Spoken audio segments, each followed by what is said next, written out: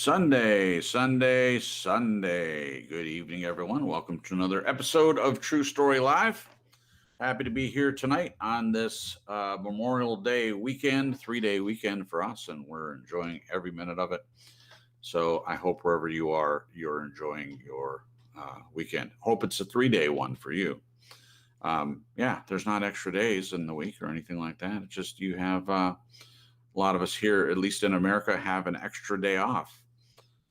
So Jen has a day off from her job, and I also have a day off from my job. So yeah, it's so normally we'd be going to work the next day, but tomorrow we don't have to work.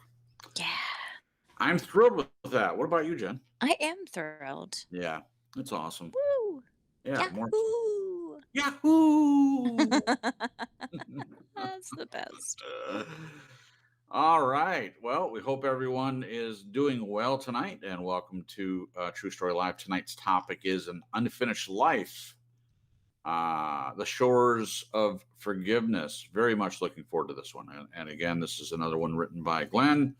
Last week we did unfinished life. So this is, what is this, part three? Part three. Yeah, that makes sense. Yeah.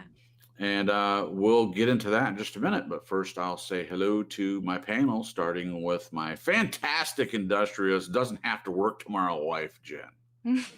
Oh, that was beautiful. Hello, peoples. Great to be here tonight, guys. It's always a surprise who shows up in the chat. We're Yeah. so grateful for all who do. And happy Memorial Day for everybody that's in the U.S. and the States. Yeah. And if y'all hear any strange noises, it's either my stomach making funny noises or or the fireworks outside. One of the two. Yeah. Yeah. I think Carowinds, which is an amusement park here, I think they've been the past couple nights they've been doing fireworks. So I'm like, I keep thinking it's a thunderstorm rolling and I'm like, woohoo. And then I'm like, oh, it's fireworks. Thunderstorm rolling in, right? Like, that's a weird sound in thunderstorm. I'll go check it out. Sure is. Yeah, so Memorial Day. Well, I'll get to that in a minute. Let's also say hello to our friend from Australia and also producer of the show and writer of these past couple broadcasts. He will get a break after we get finished with the series, so we'll get a chance to change it up a little bit. But we're going to continue to try to kind of keep in the same lane, so to speak. In other words, with this series, whenever it ends, then Jen and I will try to kind of play off what we've gone over. And so it has kind of a cohesive string to it. I don't know. I couldn't think of a better word than string at the moment. Anyway, let's say have Glenn say hello to the peoples if he's back from his phone call. Glenn. Hiya. I'm back from my phone call. My son was going to the shop and he rings me just to pass the time. Sure. So he said there's 10 police cars outside his house or his apartment. So I said, go find out what's going on. How exciting. That must be exciting. Not for me. No, not really. Hi, everyone. Yeah. Thanks, Glenn. All right. So Jen, we have more people in the chat this week, and last week we posted kind of late, and then this week it was my fault because Glenn had gotten it done yesterday, and I have my notifications turned off from my messenger for work-related reasons, so that it doesn't bing bong all the time while I'm working, and I didn't turn it back on for the weekend. So there you have it. So everybody's ready for me to post it, and I didn't know it was ready. And so it got posted late, but apparently some people got the notification. So we're glad that you guys are here. So Jen, say hello to the people in the chat for us, and then we'll get started. Oh, yes. I'm like a delay. Hey, Chow Cat was first in the chat. Oh, that rhymed. First in the chat. Hey, Chow Cat. Southern Cali. I hope you guys are doing well down there.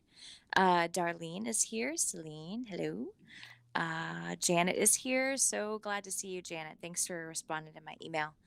I appreciate that. More Than a Flame is here. Hey, hey, hey. Yeah, And did I say Darlene? Stephanie? Stephanie's here. And yeah, I think that's it so far. Thank you. great. Oh, Journey's Wake just popped in. Journey's Wake. Hey, Journeys. Great, great, great to see you guys. Thank you so much for showing up and being a part of this discussion and conversation Yeah, thanks, Jen. about forgiveness. Yes, and we'll get to that in just a minute. And we'll try to say hello to anyone that pops in. And you're welcome to pop in anytime. Be late, that's okay. We understand, and stay as long as you like, and you can leave anytime you want. Of course, we hope you'll stay, because it's a better conversation when there's actually people around to Yeah. conversate, to actually have a dialogue. That's way better. So I'm going to just talk briefly about Memorial Day, just because it is an important day. Usually I think about my grandfather. So for those of you that don't know, that may be out of the country, Memorial Day is the day that we remember our fallen soldiers. We also have Veterans Day, which is a similar thing, except it's not necessarily fallen soldiers. It's for all soldiers. So we were talking about this before the broadcast, and Glenn was saying, wow, it seems like they just put it on, paraphrasing what he said, but it seems like they just put it on the same day. And it makes absolute sense to me. Just let's do all the veterans one day. But, Americans love to have their holidays, love to have their extra day off, and it certainly makes sense to me. So there you have it, Veterans Day and Memorial Day. So, but in all seriousness, we do remember fallen soldiers, whether I agree with every war or not. There are people that have been willing to lay down their life for others, for the freedom of others in many cases. And my grandfather fortunately didn't lay his life aside, but he was wounded in Battle of the Bulge in World War II. Very popular battle, and he drove a half track, and so it's kind of a half tank, half truck sort of thing. And that was his job. And he got wounded, and he continued to drive the half track until they got to safety, saving the lives of people that were in there with him. Six other men and my grandfather. He had a grenade or mortar explode near the vehicle, and it tore through the side door and into his side. And they couldn't remove the shrapnel, so he carried around. He used to complain sometimes about the pain from that thing, a piece of metal. At the time, they didn't have the technology to get in there and take that piece out. They decided it'd be better to just leave it in there. So I remember when it got cold, which they lived in Michigan, so it often got cold. So he would complain a little bit about that. But he got a Purple Heart and a couple of other things. And I was always proud of my grandfather. So I'm also proud of any soldier who went to fight for their country. And I'm very appreciative of that. So thank you if you're listening and you've served in the military or whatever. Even if you're still alive, I still would remember you on Memorial Day, remembering all the people that have done that. Thank you. Yeah, okay. Thank you. So there's my Memorial Day thing, and we'll get started. As I said earlier, tonight's topic is an unfinished life. This is part 3, and tonight we deal with the shores of forgiveness. And it starts with a quote. Learning to forgive is much more useful than merely picking up a stone and throwing it at the object of one's anger, the more so when the provocation is extreme. For it is under the great adversity that there exists the greatest potential for doing good, both for oneself and others. Tenzin Gyatso, 14th Dalai Lama. That's a wonderful quote. I like that one.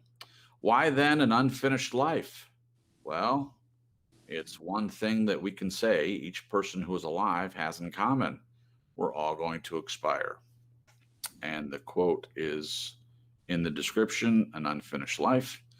Please see the link below for a proposed overview of upcoming shows. That's also in the description. And just to go over that really quickly, so if you want to click the link, it's Google Drive, and definitely go over there and take a look. So it will kind of outlay ideas for upcoming shows.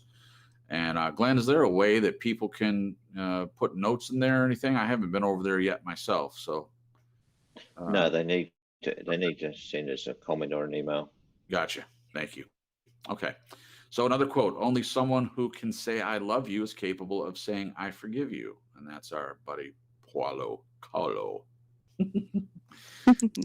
The Shores of Forgiveness is described as simple piano motif and sweet strings interplay for a tender intro. Cellos lead the emotional and contemplative middle, which builds steadily, with the orchestra transitioning to a more hopeful and energetic climax. And again, that's from our friends from Audiomachine off the album La Belle Epoque. Tonight, part 3 essentially looks at the relevance of forgiveness, its complexities, and the role resentment, repentance, revenge, and validation might play in the equation of life. And another quote, the stupid neither forgive nor forget. The naive forgive and forget. The wise forgive, but do not forget. And that's Thomas Zaz. Probably not saying that right, but we'll go over that later. So why forgive? What are some of the reasons that people hurt each other knowingly or unknowingly? Why do we as humans tend to take hurt to heart rather than confront it? What does authentic forgiveness look like compared with unauthentic? Are there any downsides to forgiveness? Is forgiveness about me alone, the other person, or both? No doubt Cripps and Jen will highlight the biblical element of forgiveness. That's their domain. Other than the obvious horrific circumstances which we hear of, in my opinion, generally people don't set out to deliberately hurt us. However, some do. Simple as that. Another quote, forgiveness doesn't mean forget what happened. If something is serious and it is necessary to take countermeasures, you have to take countermeasures. And that's Tenzin Gyatso, again, the 14th Dalai Lama. I wonder, should our attitude to forgiveness be dependent on whether the hurt is deliberate or accidental? How should we handle a situation if the other person shows no repentance, remorse, remains angry, and continues to seek revenge upon us? What do countermeasures look like contextually? Why take them? Why bother at all? In the context of an unfinished life, we ask, does the act of forgiveness add meaning to our lives? How relevant is closure with the other person to our view of forgiveness?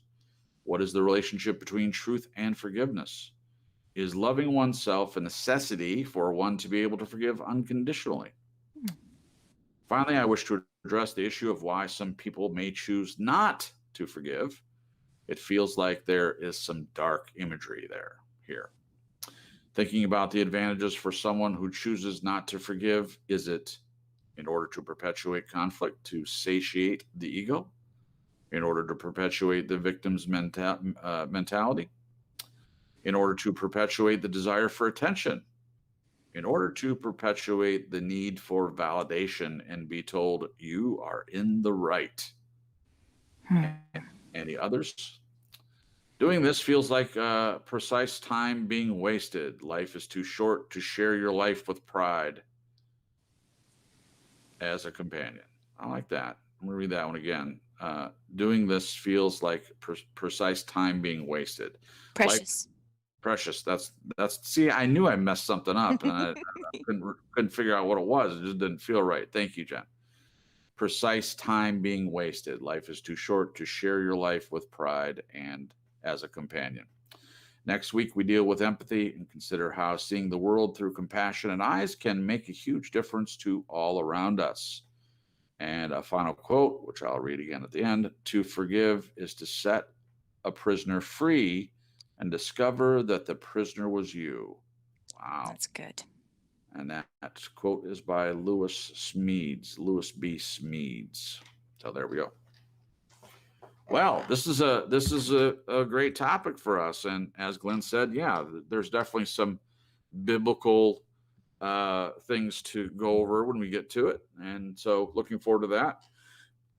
I think there's also a lot of just general practical reasons for forgiveness. And I look forward to discussing it. So Before I do, and I should have talked about this at the beginning of the show, please join us Tuesday this week at 8:30 p.m. Eastern Standard Time for our weekly TSL get-together. For lack of a better word, it's several people have shown up, and we just kind of talk. Over the past 2 times, we've kind of been talking to Glenn, and he's been asked a question week before last, and then he had some questions this past week, and I think it was a very good conversation. So if you want to hang out with us, just in general, it's not on the air or anything. Everyone is welcome. If you want a link to that meeting, shoot me an email at truestorylive.crips@gmail.com. Let me know that you would like a link, and I'll be more than happy to send that to you, and you can join us. And doesn't matter if you can't be there right at 8:30. We do it for about 2 hours. And then so any time along that space of 2 hours, you can just pop in anytime, and we would love to see you. Okay, here we go. I'll read the quote here again. The stupid neither forgive nor forget. The naive forgive and forget. The wise forgive but do not forget. Thomas Szasz. So why forgive? And that part's rhetorical. Why forgive? So here's some of the questions. What are some of the reasons that people hurt each other knowingly or unknowingly? Let's start with you, Jen. What are some of the reasons that people hurt each other knowingly or unknowingly? Because they're hurt. Yeah.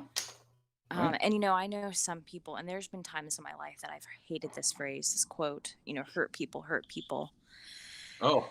And yeah. I think some people can take it as like an excuse or instead of a reason, Sure.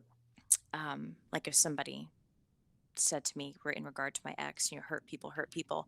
Yeah. When I was in the mix of it and I was really hurting, I didn't want to hear that crap. Right. Right. It's all about me. I'm just kidding. Well, I want people who hurt people to stop hurting people. I know. Stop the madness. Cut it out. Yeah, but I do get it. I can look now. I can look back and think about the things that my ex went through as a child, just the things that he shared with me, and I'm sure there's lots more that I didn't know about. Just considering his family and his mom and his dad, but and I can see it now. The reasons behind why he is the way he is and why he treated me so badly, and so it helps me understand. But I make sure that I know, just me. I don't have to skywrite it, but make sure that I know that doesn't excuse, it doesn't excuse how I was treated and abused. Right. But I can empathize and I can have pity and sadness for him. You know. So, but yeah, I think one of the big reasons is people are hurt and they are operating out of that, whatever that is, whether it's neglectful parents or childhood abuse or parent died when they were young. I mean, there's so many different things that can rocket somebody into a toxic place, and then they're operating out of that toxic place. Ooh, write that down. Rocket someone into a toxic place. Yeah. Wow, that was nice. Nice little play of words there. Yes. Thank you, Jen. So I'll play off of yours. I like what you had to say. I'll add to what you said. People hurt people to keep people away. It can be an offensive, defensive thing, actually. If you hurt other people, drive them away, then it's out of fear generally. And what you said, Jen, out of their wound is what I always say. People react out of their wound, and this is no different. So what are some of the reasons that people hurt each other knowingly or unknowingly? If it's knowingly, well, wait a minute. So it could be knowingly, it could be unknowingly. If the person doesn't really know themselves, they could be hurting other people and not even know why they're doing it. Yeah, that's true. That's Still doesn't possible. make it okay, but that is possible. No, right. And I was going to address that, but you addressed it at the end. I was going to say that when you're done talking. It's not an excuse, like you were mentioning your ex, and mentioning his childhood and things like that. Yeah. Look, here's the thing. There are many people who have had terrible childhoods that do not go on to hurt other people. So if there are a few people that had a horrible childhood and they were hurt or abused or went through horrible things that don't hurt other people, then that means everyone has that same capability. You can have gone through a horrible life and you can make the choice, I'm not going to treat other people in the same way that I was treated. So yeah, it's definitely not an excuse. Yeah. So there's a couple reasons. I could probably think of more, but let's get Glenn's take on this. Glenn, what are some of the reasons that people hurt each other knowingly or unknowingly? What do you think? I think a lot of the time they don't know any different. It's just it's been modelled to them, and it's a tough one. I think. Yeah. I think you covered it, but I was just to be honest with you, I was concentrating on something in the chat, so I sort of got a bit caught short. Oh, that's okay. Take your time. Yeah, more so that my guess is that they hurt each other because it feels good. It makes you feel good. That's a good point. Sure. Yeah. So if I don't know whether you'd say getting off on it, but I think, I think we all would agree that to be conciliatory doesn't give the same pleasure, in inverted commas, than laying into somebody. And right. I know it sounds crazy or weird, but yeah, I think that's why a lot of times we do it. We hurt ourselves, so we're going to pay someone back. It's revenge. Yeah. Wow, that's great. Now, I just wanted to add that Chow made a comment, which I don't know that this is the right place in the broadcast, Okay.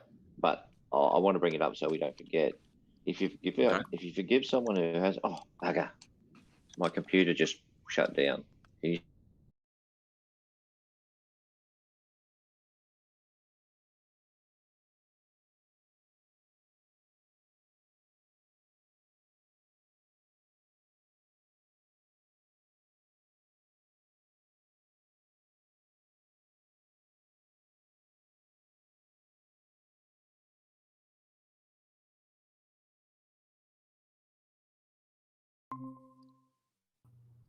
Right now, it's not.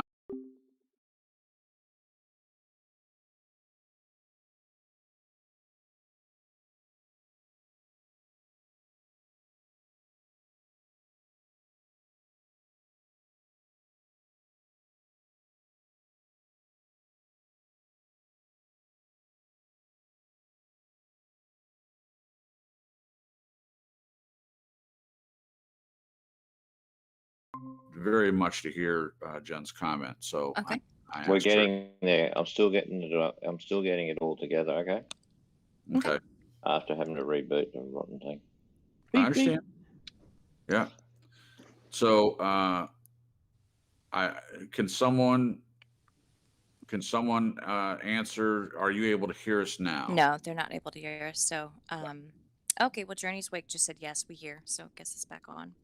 Darlene says she can't. Very much to hear. He said it was on for a while. Yeah. So here. Okay. Okay. So if you want to read Chow's comment again, and I'll reply. Yes. Let me scroll back up. So just a moment. If you forgive someone who hasn't repented, you're just enabling them. Are you able to hear us now? No, they're not able to hear us. So. If you now. Okay. I'll read it one more time. If you forgive someone who hasn't repented, you're just enabling them. Interesting. Very interesting. Well, see that what that does is it connects their repentance to whether or not you've forgiven them. Yes. Which it shouldn't be connected to you. It should be them with God. Just a moment. So if you forgive someone who hasn't repented, so if I forgive someone who hasn't repented, I'm enabling them. Okay, so if I put that in the context of my ex, if you forgive someone and his abuse, I have forgiven him. You're just enabling them. Interesting. Now I left. If I would have, now I'll share this. I'll be completely honest. I forgave hundreds, if not thousands of times while I was in the marriage, right? And I stayed. Right. Now I was enabling him because I would give my forgiveness Yeah. very easily because I have a big heart and I loved him, Yeah. and Well, wanted to sort of. yeah, I wanted to emulate what Christ, teaches us in the Bible. Now I will say, while I was in the marriage, I do think it enabled him, but I think the staying enabled him. I don't think it was the forgiveness per se. Right. I know it was connected, but now that I'm out, I Yeah. have forgiven him, and I don't think it enables him. I think I don't know if that's making sense. Yeah. Okay. Yes, it makes sense. What you're saying makes total sense. And then what you had said before about the hitting, if someone's hitting you and you forgive them, because I had another thought going with that one. Yeah. So the next comment he made to Darlene, which is if you forgive someone for hitting you, but they don't stop. That was to Darlene. If you forgive, And I see how he's paralleling the two. yeah, Okay. Um, then it's enabling them. right. And I forget the point I was making with that. Well, Cripps, doesn't it the quote say, if something's serious, you take countermeasures? Well, obviously, you protect yourself from someone Yeah. who's belting you, but that doesn't mean that you can't forgive them. Right. Right. So for me, forgiveness isn't about the other person. It's about what you do. It's not about what they do. It's about what you do. Are you someone that forgives someone else? It's not saying that their behavior is right. It's not saying that you approve of their behavior. It's you deciding you don't want to carry around the weight of unforgiveness. It is a weight, and it's a cancer, in my opinion. You carry it around with you, and I've told this before, but my mother's father, his name was Daryl. I had two grandfathers, and I liked them both for different reasons. My mom's dad, Daryl, he was a whistler, and he was someone that loved elevator music and big band music and things like that. And he was a friend to everyone he met when we would go places in the town that they lived in Inglewood. And everybody'd say, "Hey, Daryl," and he'd say, "Hey, Gus," or whatever. And he was just very friendly, and he was a hard worker, and he did a lot of things. But one of the pieces of grief that he took with him was that he was estranged from his younger sister, Roberta, and it was a fight they had when their mother died over furniture that the mother had owned. Yeah. And they didn't talk to each other for many, many years. I don't know exactly how long. It was the whole time that I was alive until my grandfather died. So that's at least 30, 35 years or something like that they didn't speak. And I'll never forget this. He said to me, "Don't let this happen." He was talking about my sister and myself. If you ever get in an argument, just forgive, let it go. Don't carry that around with you. It's not worth it. You don't want to be estranged from Shannon for any reason, because he didn't like that. And it's not that he didn't forgive her. She didn't forgive him. She was angry with him, and she carried it around. So he'd let it go, but he was fully aware that she hadn't forgiven him. She refused to talk to him anymore over furniture. Now, I can hear the other psychologists out there saying, well, it's not really about the furniture. And you'd be right. Sure, it's not about the furniture. The furniture is the outlying issue that causes this rift to occur. But whatever it is that's underneath that, the point is, don't carry it around with you. So getting back to Chow Yun Cat's, I definitely understand where he's coming from. But again, forgiving someone is necessary for you to not carry it around with you. And it's not based on whether they're, in my opinion, this is my opinion. Before I say anything else, everyone can have their own opinion, and it's not right or wrong. So Chow Yun Cat, it's certainly not, if we have a contrary opinion to yours, this is a discussion show. So that's all we're doing, is we're discussing the ramifications of that.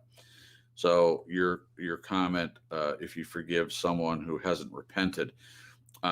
So if that was taken up by everyone, if everyone had that attitude, then I don't know who would be forgiven, because there's plenty of people that have done something wrong, either knowingly or unknowingly. And certainly if it's unknowingly, how are they going to even know to repent? Without someone letting them know, hey, you hurt me. And a lot of times that doesn't happen. So there's no information on that. And if you tell them and they think, well, I didn't mean to, so therefore, you have nothing to stand on. Well, that's not true either. But again, it's not based on the other person or what they do. It's based on what you do. Does that make sense? Yeah. Hey, Cripps, can I just add something, please? Please. That's what we're here. Chow said, I used to be in an abusive relationship. I used to say, quotes, but if you were sorry, you'd stop, end of quotes. I'm just hearing that and I'm thinking, why are you staying in an abusive relationship? That's my first question. Right. But if you were sorry, you'd stop. But do you think it's fair to say that some people can't stop? Right. They don't know how to stop. Is that feasible? Yeah. Or well, sure. Yeah. Or sometimes if you're staying, it is enabling it, because they're like, well, if they're staying, I can continue to roll over them. I can continue to act the way I'm acting and treat them the way I'm treating them. And by them staying, it's showing me that, and without words, that it's they're going to put up with it. And I know that's where I was. I kept putting up with it. And for me, it was my attempt at showing him how much I loved him. Yes. Here I am suffering through this marriage. I'm miserable and depressed and anxious and all of these things. And I thought, he's got to see it. He's got to see that I'm miserable and that I'm dying slowly inside, but I'm choosing to stay. So he's got to see it. And because the whole time I was like, I want him to know how much I love him, and I want to prove it by suffering. Wow. That's a lot right there. Don't forget your thought. You prove your love for him by suffering. Isn't that a biblical thing too? Don't people treat God that way? You said this the other day. I don't want to go off on a rabbit trail, but no, go ahead. You said you mentioned this to me about people that feel like they have to suffer. They take some verses out of scripture, like pick up your cross and follow me.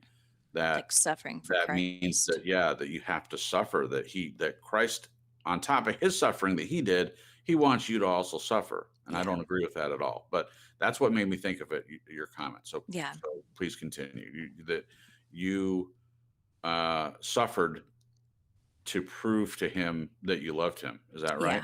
Okay. And I thought by me proving it by staying, that he would stop. Right. So I completely relate to you, Chow.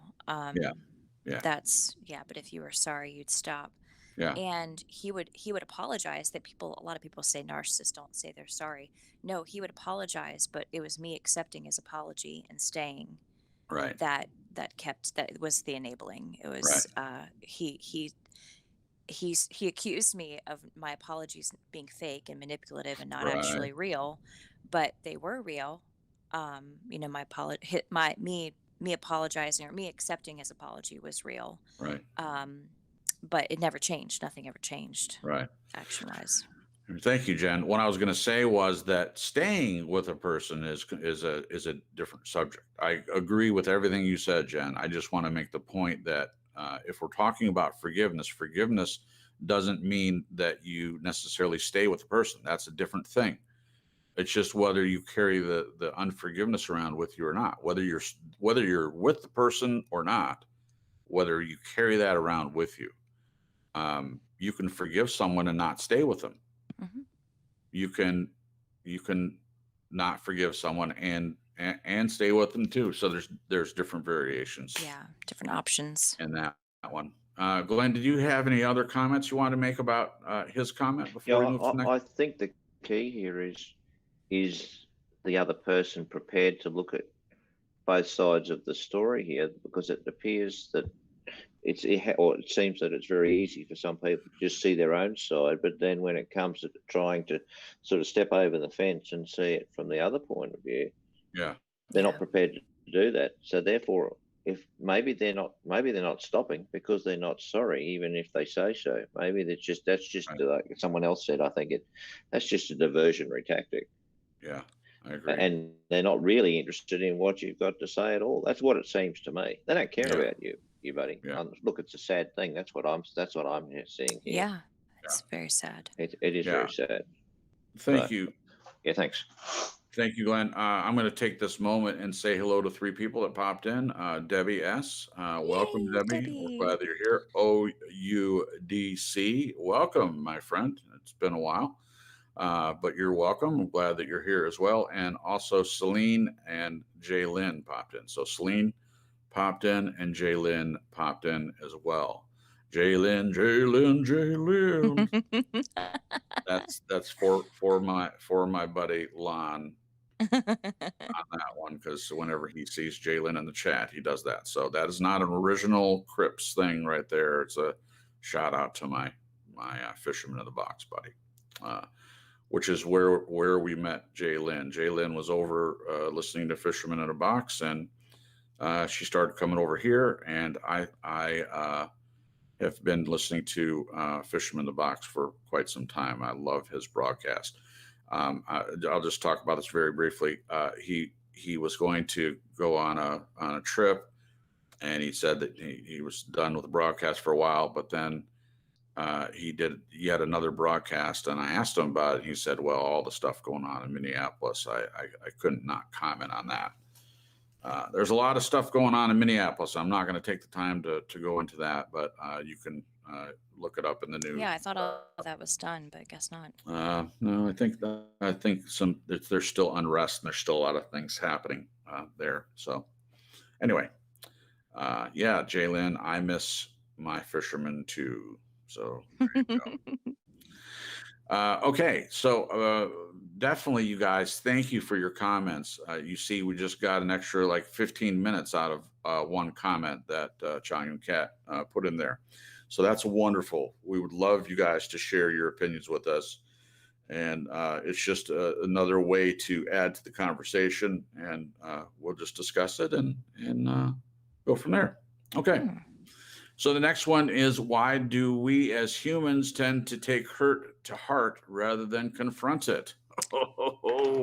Okay, can you break this down a little bit? I'm not quite sure I understand. Yeah. So he's saying, why do we as humans tend to take hurt to heart? Okay, so the pain of something, we just take it to heart, and we take it in, and we harbor that hurt, that pain, that feeling, rather than confront it directly, rather than bringing it to the table and say, hey, you hurt me.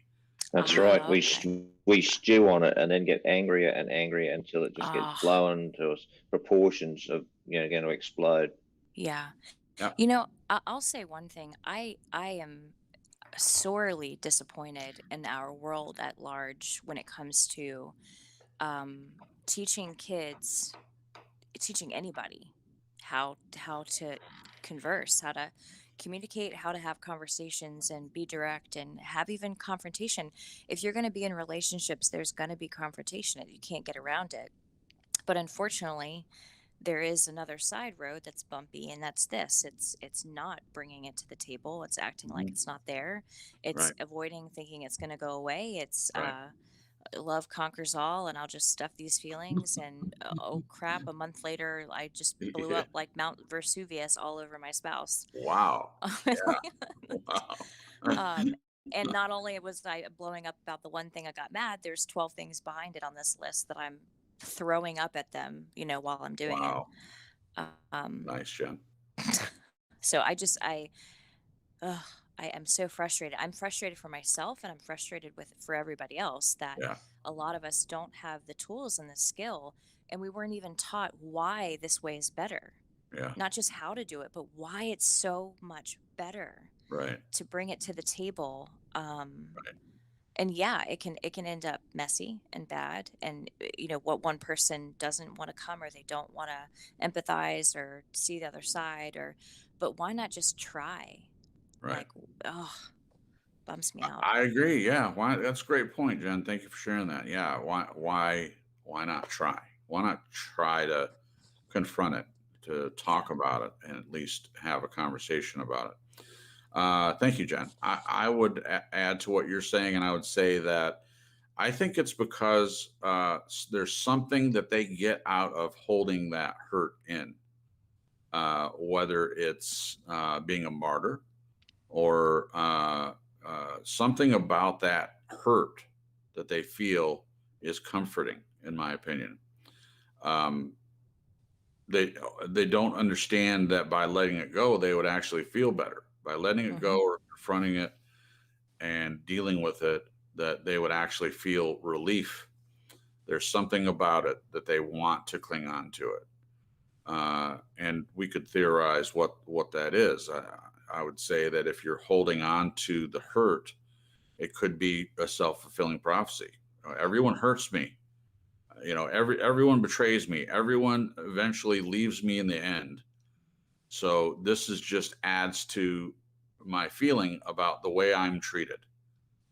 So rather than confront it, they're just like, oh, it's just same old, same old.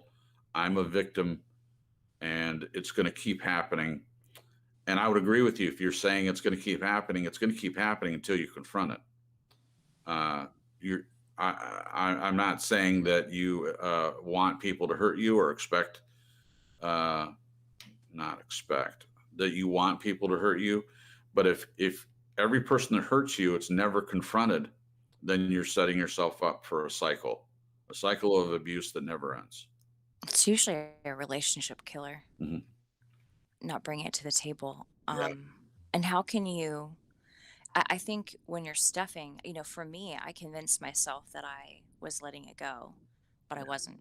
Yeah. I was stuffing, Right. thinking it would go away. Right. And there was one time I think I was watching a documentary or something on YouTube or something, but they were saying it's like when you stuff feelings, and unforgiveness is a part of this too, but it's like trying to shove a bunch of dead bodies in this shed behind your house Yeah. and ignore it and act like it's not there. And all of a sudden it starts to stink, and Yeah. you've got to do something with the dead bodies. That's It's right. like, Yeah. It it's builds not up. just going to go away. Yeah. Uh, I'd like to take this moment to say hello to our buddy Hendrix, who also popped in. Welcome, Hendrix. He says he was hoping to be anonymous, but yo. Yeah, it's hard to be anonymous, Hendrix. If you're still a moderator, you still have a wrench in here, which I'll never take away from you. You're a trusted person always. So we're glad that you're here either way.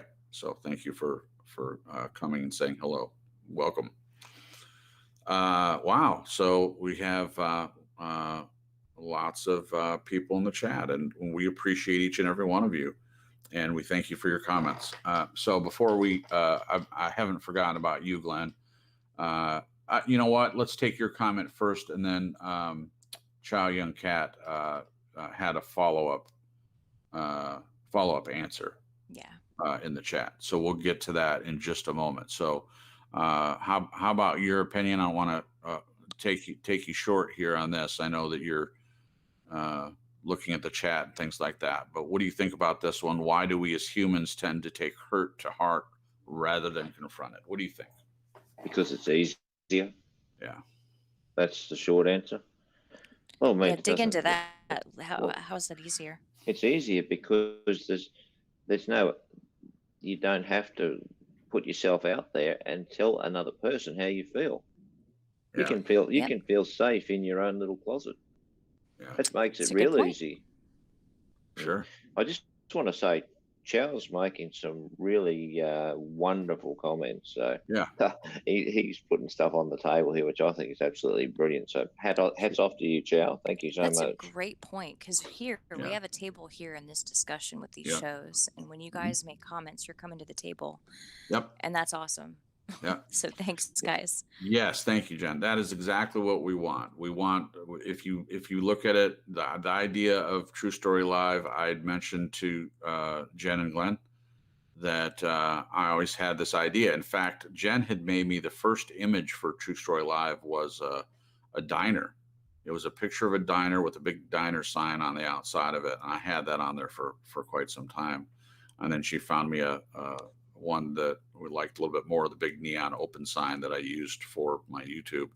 And I'm still using yet another iteration of that she made or found currently. So I like that idea of being open. But the point is, the idea of having a diner or owning a diner and then inviting all your friends to come sit at the table and have coffee and pie and whatever. But the idea is getting together and having conversations. So that's what I always wanted True Story Life to be. And that's what it is. You know, we don't have a big channel, as we've said before, but the people that come here, they really want to be here.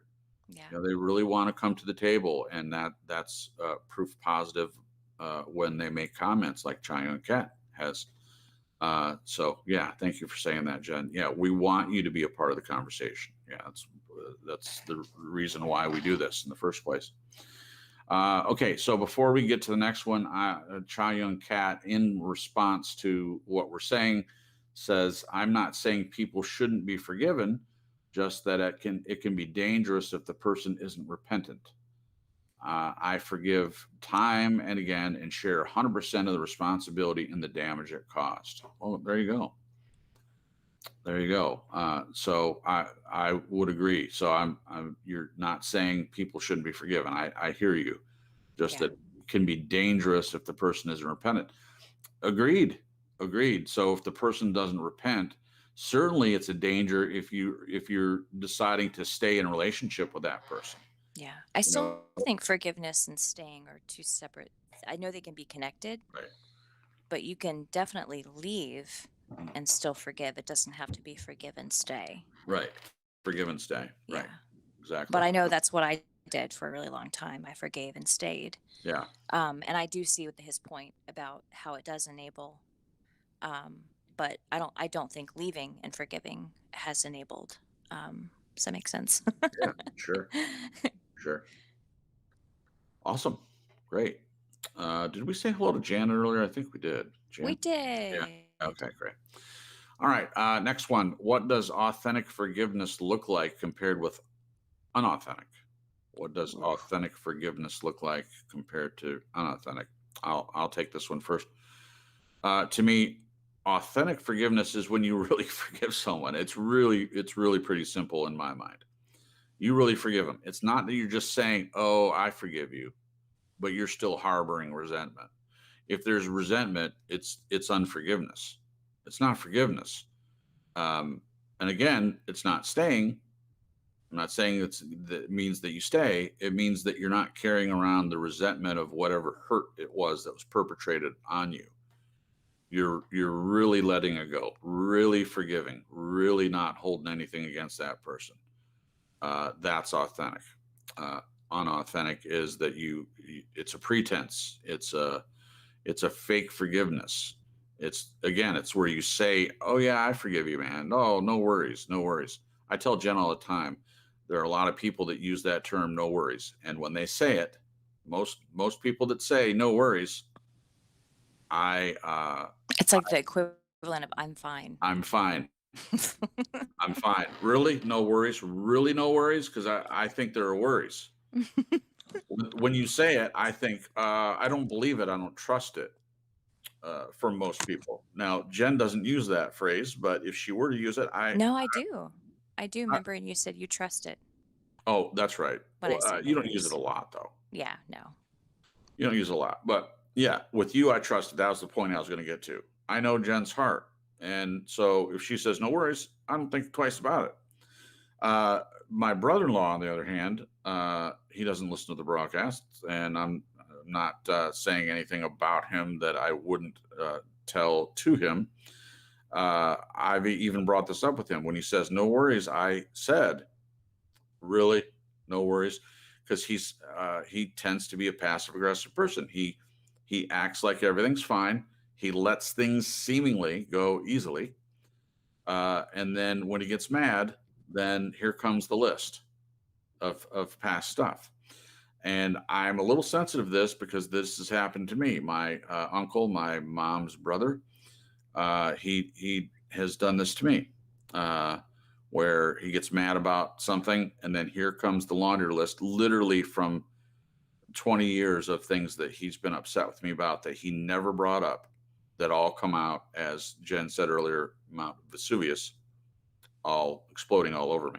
I'm paraphrasing what she said, but basically that's it. That's never good. That's never good. So to me, that's unauthentic. Yeah. It's not authentic forgiveness. It's not forgiveness at all, really, at least in my uncle's case. But in the case of no worries, I'm just saying I don't trust it as much.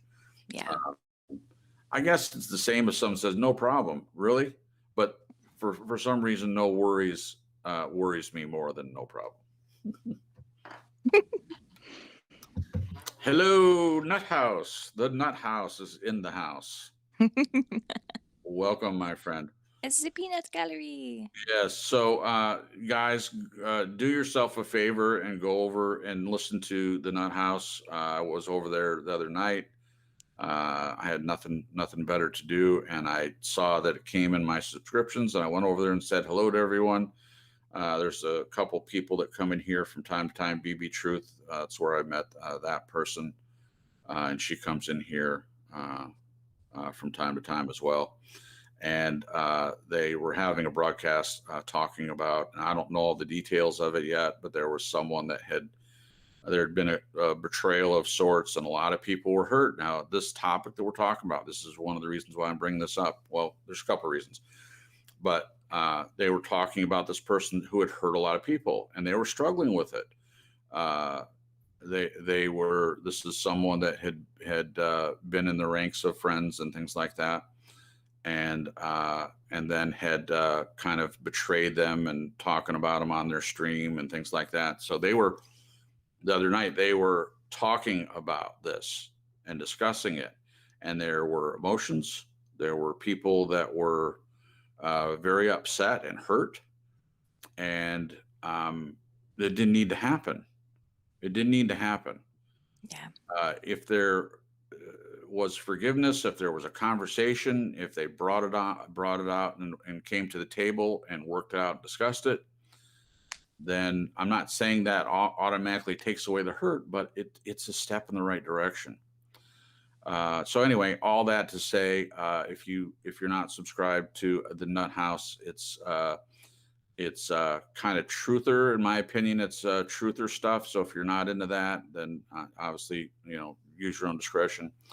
But talking about being awake and conspiracy theories and things like that, I know that's not everyone's cup of tea, but it's also hilarious, in my opinion.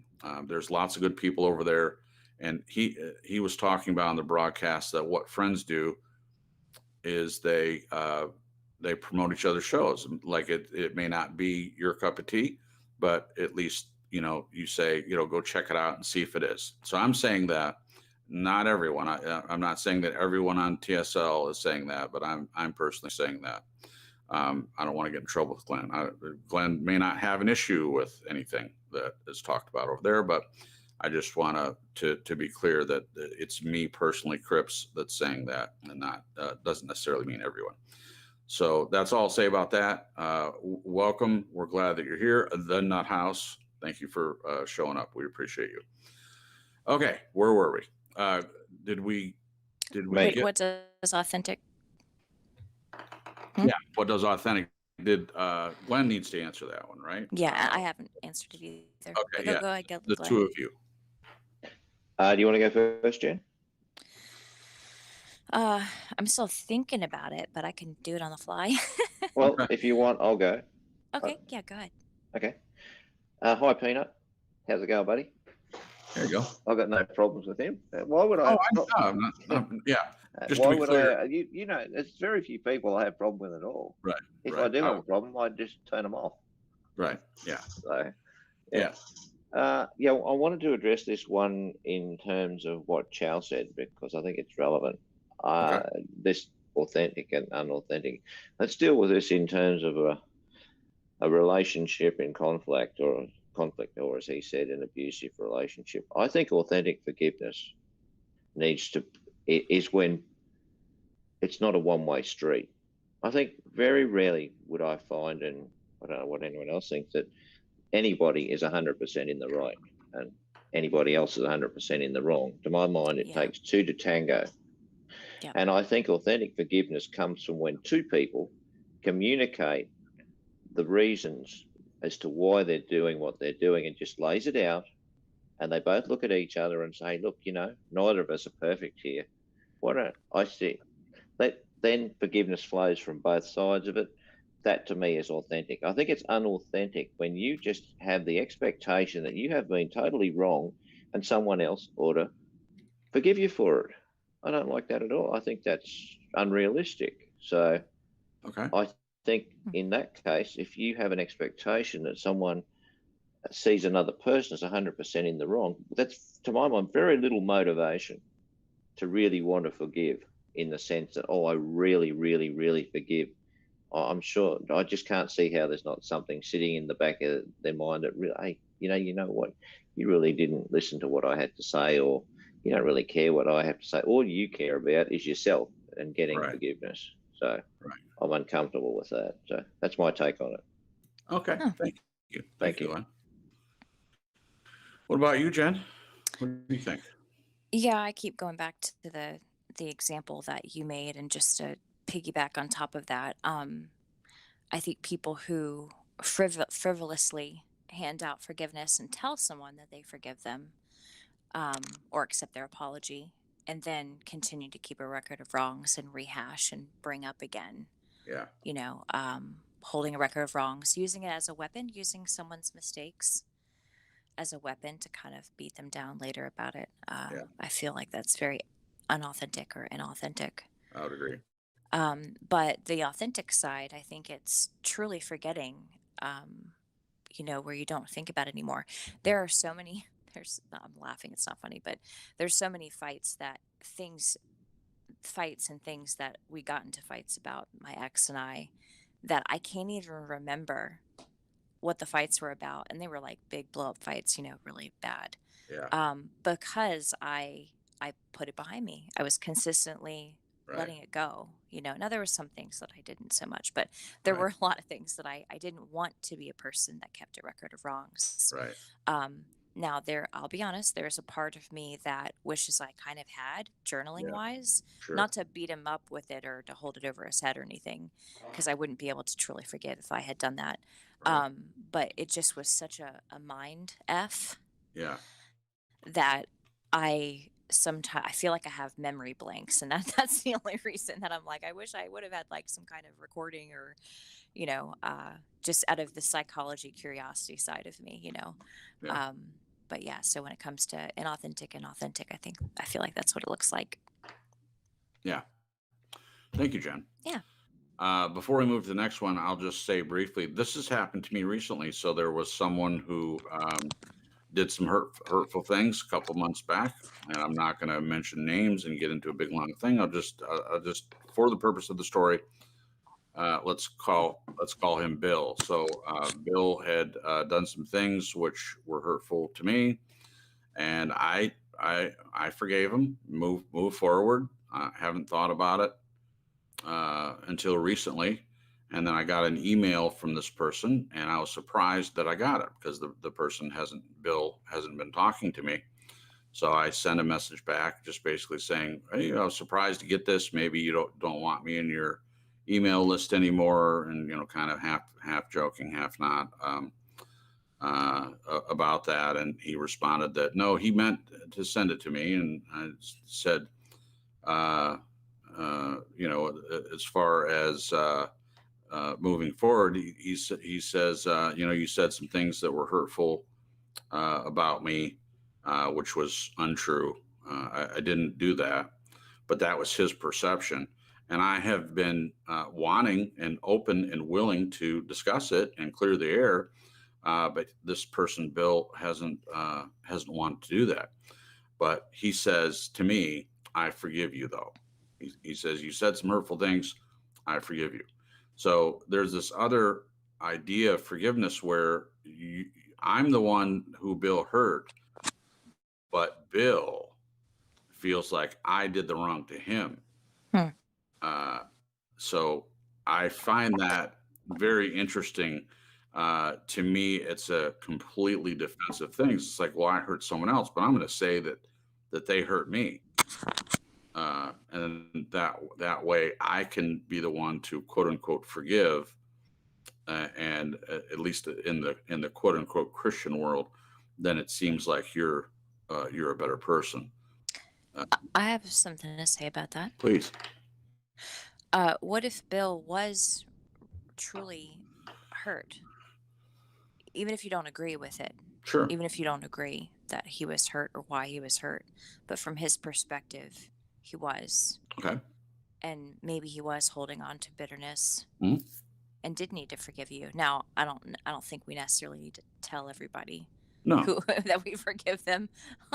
No. Maybe, I don't know, but I just wanted to look at it from that perspective. Yeah. You know, not saying that he's right or anything, but No. if he still had hurt feelings. But I see your point. I really do. Yeah. Well, I think you know that if I found out whether it was intentional or not, I'm the type of person that would want to talk about it and discuss it, get it out on the table, and whether I did it intentionally or not, whether if Bill was hurt, I would want to clear it up. Yeah.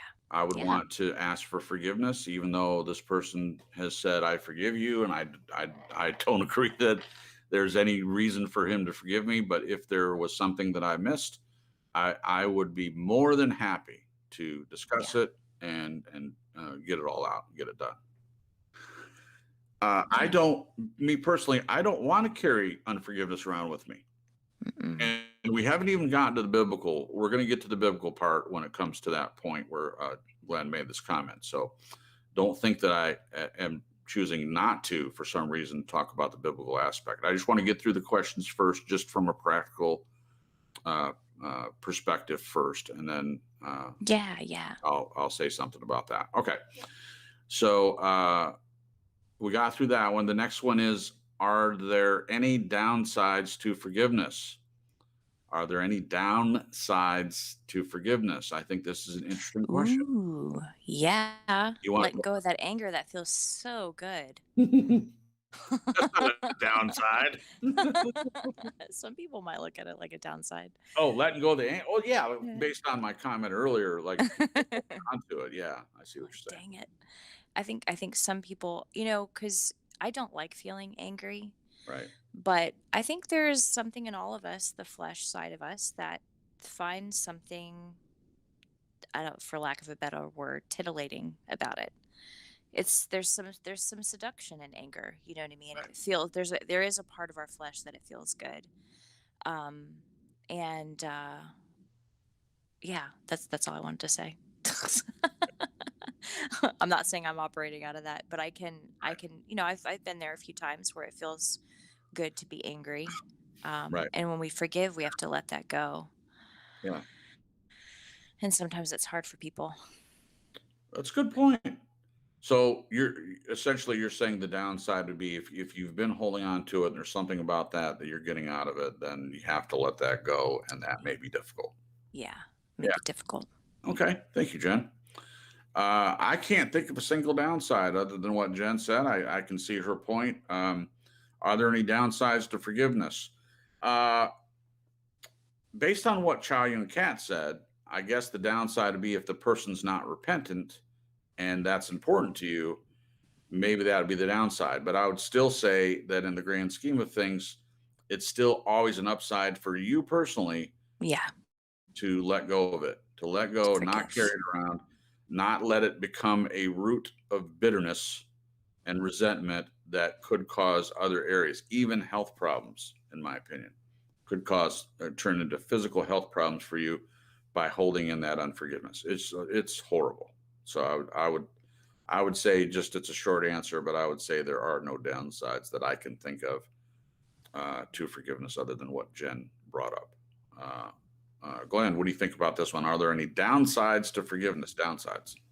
I can think of one, and that is if the motivation for forgiveness is not the forgiveness itself, but the motivation is not honest. In other words, you might say, well, I'm going to forgive you to shut you up because you're such a pain in the ass. I I want to make my life a bit more pleasant, so I'm going to forgive you, even though I don't believe it. Yeah. So your motivation is not authentic. Yeah. It carries on Yeah. from the previous one. So I think Yeah. people do it. I think in Chow's case, it may be even possible that person was doing it there too, or he was doing it and then they were doing it. You know, so there's a back and forward situation. But Right. you know how it's the same old story, isn't it? Yeah. Easy life, Right. just bullshit. Yeah. Thank you, Glenn. Yeah, thanks. Before we move on to the last question in this section, More Than a Flame, his name's Joel. He asked this question earlier and we didn't really respond to it. Just to let you guys know, I don't always see if you put it in caps so that I can see it if you want us to talk about it. I did respond. Oh, you did? But I don't know if he saw it. Okay, maybe he didn't. I'll just mention briefly. So he says, what do you guys mean by repent? I'm sorry if you already answered that earlier. I was feeding my animals. Yeah, no problem, Joel. Yeah, so there seems to be some kind of argument or disagreement on what repent is. If you're talking about biblical repentance, it's simply a change of mind. You change your thinking from what you thought before and turn away from that thinking. That's what it or means to me. actions. Yeah, or actions. That's what it means to me. So in terms of what we're talking about, that means if you've hurt someone and they address it and say you've hurt me, you stop hurting them. I mean, that's kind of a simplistic way to talk about it, but that's the best way I know how to explain it. So you're turning away from the behavior or the thought. Okay, I hurt you. I'm not going to hurt you anymore. I'm stopping that. That to me is repentant or repenting. Anyone disagree with that or have a different perspective on it before we move on? Okay, great.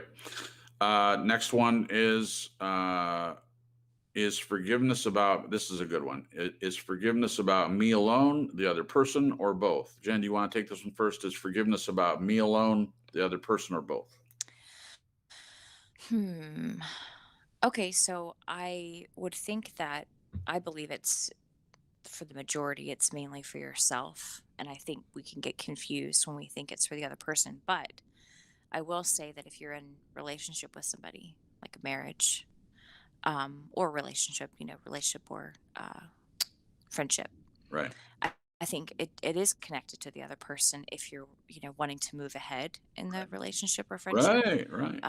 It does involve the other person. It's almost like extending forgiveness can mean that you can go forward in that relationship or friendship.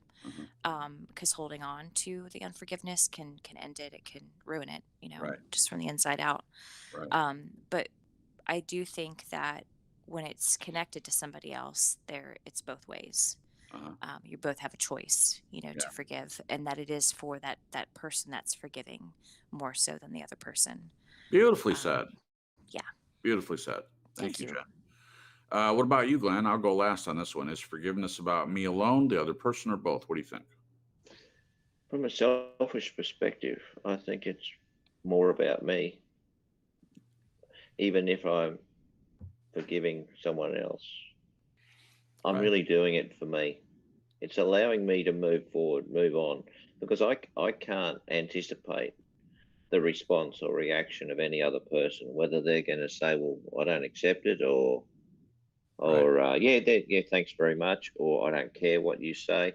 I mean, it's not about the response, is it? It's about the action that you take. I think that's so I'd have to be if I'm saying it's primarily for me, but if, like I said in the previous comment, it puts both parties at the table and there can be mutual forgiveness, well, then of course it becomes a different story where it becomes mutually beneficial. Yeah. So it's very circumstantial. Yeah, I would agree. Thank you. Thank you, Glenn. Appreciate that. It's best. I like what Glenn said. I like what Jen said. It's best if it's both. That's my opinion. If forgiveness is about both parties involved, that is the best possible outcome. So what does that look like?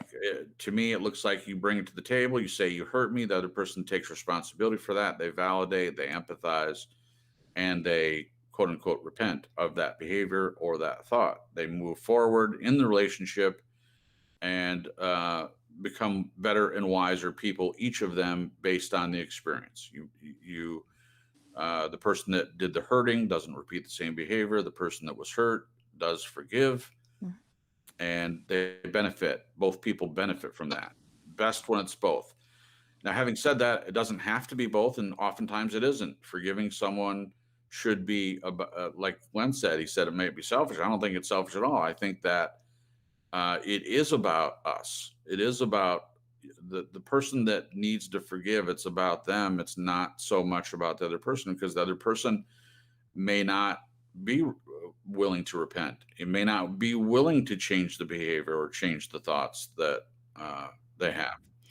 Yeah. So in that situation, like, what if the person dies? What if the unforgiveness is towards someone that's not around anymore? Yeah. So then it's not about the other person. Then it's about you, because you're the one that's living. You're the one that still is carrying around that unforgiveness. So it's about you, the person that needs to forgive. It's about you, and it's not about the other person. But it is best when both people are involved, in my opinion. Yeah. Okay, so that's the first set of questions, and then Glenn put a quote in here, not a quote, but he said, "No doubt, Crips and Jen will highlight the biblical element of forgiveness. That's their domain." So before we move on to the next set of questions, I just want to talk about this briefly. We won't spend too much time with this, but biblically speaking, and people may disagree with this, biblically speaking, forgiveness is a command. It is a command from the Bible that we forgive one another. There's no question about that. And there are people that think they feel magnanimous if they forgive. They feel like it's about them being a better person, as I mentioned earlier. To me, it's because God knows the pain and bitterness that comes with unforgiveness. So there are many reasons why the Bible would talk about forgiving someone else. One is for the other person. So I've seen people who have been carrying around the hurt that they caused someone else, and they've been carrying around and carrying around and carrying around. And then the other person says, "I forgive you." Jen and I watched a movie recently where someone had done some wrong things, and the person came to confront them, and I think the person that was confronting them wanted to kind of hold them over a barrel, so to speak. But instead of them acting like they didn't do anything wrong, which is what most people did when this person confronted them, the person was like, "Please forgive me." Yeah. Like they were repentant. And the person who was hurt was kind of taken aback. They didn't know how to deal with it, Yeah. with the person actually being repentant. So biblically speaking, that is always the route. Now, having said that, biblically speaking, Jesus said, if someone slaps you on the cheek, turn the other one as well. And I believe that is commonly misinterpreted as, oh, we should just stand there and take abuse. No, it's not what it says. It's saying, to me, it's saying, yeah, if someone's going to slap you on the face, let them slap you. Don't take revenge on them. Don't make the situation worse by hitting them on the face. It's saying, okay, they slapped you. All right, turn the other cheek and let them slap you on that cheek too, and then move on. So for me, and Jen, I'll take your comment about this. Biblically speaking, these things that we're talking about tonight, biblically speaking, are paramount to forgive. Essentially, not essentially, but totally, we have been forgiven by God. Whether we accept the forgiveness or not, we are forgiven. Everyone, God is put that on the table. He's offered up forgiveness for us. Yep. It's up to the person whether they accept that or not. If you don't accept it, that's your choice. But the forgiveness is being offered. So we are supposed to act that same way towards others. We are called to forgive. No matter what someone does to us, we are called to forgive. It may be hard, may be extremely difficult, it may be painful, but that's what we're called to do as believers. What do you think, Jen? You want to comment on that? What's the next question? No, it's not. It's after the first set of questions, Glenn said, no doubt Crips and Jen will highlight the biblical element of forgiveness. That's what I'm trying to do. Briefly. Highlight the biblical element of forgiveness. Yeah, I think God foreknew that, forgiveness is going to be a part of the game, and how much holding back, forgiveness is Yeah. incredibly harmful to us. Mhm. And I think he completely understood how, the temptation to withhold it, hold that over someone because you're angry and you're hurt. Yeah. Um, and it's almost like the last quiver in your bow. Well, I'm going to hurt them and I'm not going to forgive them. Right. Thinking that it's hurting them, when it's really, really hurting you. I think it was very wise for him to have a lot of scripture that addresses this. Yeah. Because I think I grew up with a lot of unforgiveness toward friends that had wronged me, Sure. and I felt I had a right to continue to be angry and hold Sure. on to that stuff. And Sure. I see it as protection too. I felt like I was such a pushover and a people pleaser and a codependent, all those things, that if I didn't hang on to that, I felt exposed, and I felt like like a target on my Mhm. back, Mhm. and I'm sure there's a lot of people out there that feel like that if they don't hold on to that Yeah. anger. They're, what is the word I'm looking for? They're susceptible, to being hurt again. Right. And I think there might be a little bit of truth to that, but Sure.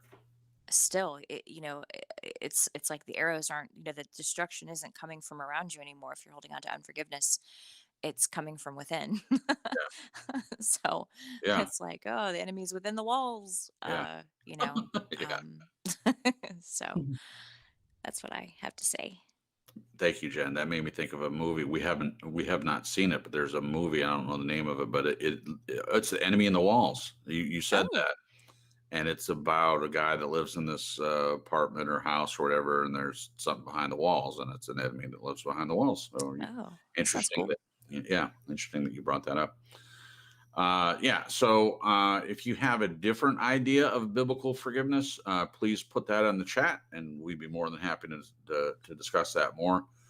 Glenn says, "Oh, okay. This is a difficult construct for me to work with as someone who does not have a God, so I can only look at it through different eyes." Do you care to elaborate on that at all, Glenn, or no?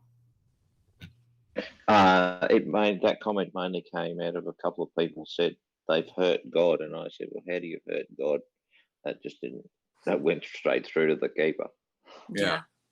Yeah, I understand. That's an interesting concept. I think, I I think we can hurt God by withholding forgiveness from people yeah. because he's forgiven us of Well, everything. yeah. In fact, there's a verse and this is a paraphrase, not a direct quote, but it says, "If you don't forgive others, your heavenly Father won't forgive you." So there's a lot in that one. So it's saying that unforgiveness can prevent God from forgiving you, carrying around that unforgiveness. So that's obviously a topic for another night, but there's a lot to look at in the comments made in Scripture about forgiveness. The bottom line on that one, and we'll move on. Biblical forgiveness is a necessity for believers. For people that don't believe or don't have a God, I still think it's a human thing to forgive. It's like, even in the world, there's an understanding that if you carry unforgiveness in your heart, it's a devastating, damaging thing. Yeah. Um, I would say that the idea of forgiveness does come from God and Scripture and things like that, but that's okay. You can disagree with that. So I'll just say that whether you believe it came from God originally or not, it's in the world. I mean, the idea of forgiveness isn't just biblical anymore. It's a pretty common thing that people are aware of, to forgive. I mean, forgive me. If someone does something, they say, "Please forgive me." It's a term used in law.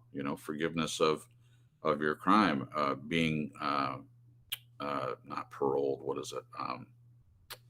Not indicted. I can't think of the word. Help me out. What's the word when you are not charged with the crime? Acquitted. Being acquitted Yeah. is in a way forgiveness. And I'm sure my buddy Joel will kind of argue. He's kind of a legal dude. He knows a lot about the law, very, very much about the law. So he may say that I'm using that in the wrong context. But being acquitted doesn't necessarily mean you didn't do it. It means you weren't convicted. And I get that. But I'm just making the parallel that it could be forgiveness. Okay. So I'll read the quote again. Forgiveness doesn't mean forget what happened. If something is serious and it is necessary to take countermeasures, you have to take countermeasures. That's Tenzin Gyatso, the 14th Dalai Lama. So following that, the first one is, I wonder, should our attitude to forgiveness be dependent on whether the hurt is deliberate or accidental? And we'll start with Glenn on that one. Ooh. I wonder, should our attitude to forgiveness be dependent on whether the hurt is deliberate or accidental? What do you think, Glenn? Well, I'd say should be no different, because how do I know whether it's deliberate or accidental? I've got no idea. How can I read someone else's mind? So Right. I've got to take it on face value that it's just hurt. Okay. Yeah. Just- Yeah. That's it. Okay. Jen, what do you think? I would agree. But I can say too, there's been times that I've had to forgive people in my past. Mhm. And I know for a fact some of the things that were done by some people were deliberate and some things were accidental, but it all came down to the same, thing of just me needing to forgive. For me, forgiveness is needed in order to let it go. If I don't forgive, I don't know who else in the chat. Gosh, I'm sure there's lots of people that ruminate, Yeah. the what ifs and the I should haves and all this stuff. And for me, there's been times in my life where it gets obsessive. Yeah. It's just this hamster wheel of anger and hurt feelings and adrenaline and Yeah. rehashing how things played out and what was said and what wasn't said, and it just, oh my gosh, it's so much energy, so much time focused on things that aren't positive, negative stuff. Yeah. So me extending forgiveness, whether they knew it or not, knew that I extended it or not, Yeah. it still unhooked me from all of this horrible negative Yeah. stuff. I Sure. was able to let it go and move on. Yeah. So yeah, that's my answer. I think Thank- it's for either or. It's Thank good. you. Thank you, Jen. Jen, how many times have I told you this about hurt? What I'm going to say? Please forgive me. No. Just kidding. That was good. How many times have I told you? How many times? No, I say that it doesn't matter whether it's deliberate or not, or accidental. It doesn't matter. If you hurt someone, you hurt someone. The fact is, someone's hurt. That's what matters. Yes. That's Yes. what matters. So if someone comes to you and say, you really hurt my feelings, don't have a defensive response and say, well, I didn't mean to. It doesn't matter if you meant to. It matters that the person's feelings are hurt, whether you agree or not. It's not about you agreeing. It's about that someone is telling you, my feelings are hurt. That's Yeah. important. If someone is coming to you as a person in a relationship with them in some way, they're saying, you hurt me. Don't make it about whether you did it intentionally or not. Validate the person. I know Glenn doesn't like this, but by validating the person, you're not agreeing with them. You're just saying, I hear you. I Yeah. empathize. Mhm. I empathize. I acknowledge. I acknowledge what you're saying. You're hurt. And then after you do that, then you can say, by the way, I didn't mean to. You can make sure that they know that it wasn't intentional. I didn't set out to do it. But to me, doesn't matter if it's deliberate or accidental. Hurt is hurt. That's it. Yeah. Bottom line. I just want to say real quick hello to Cheryl in the chat. She popped in. Hello, Cheryl. Cheryl. Nice Glad to see that you. you're here. Glad that you're here. Yeah, glad that you're here, Cheryl. Awesome. Welcome. Yeah, I'm very, very delighted by all the people that are in the chat tonight. We have right now we have 13 constant viewers, And I love it. I love it. And a lot of them are talking in the chat. Thank you guys. Really.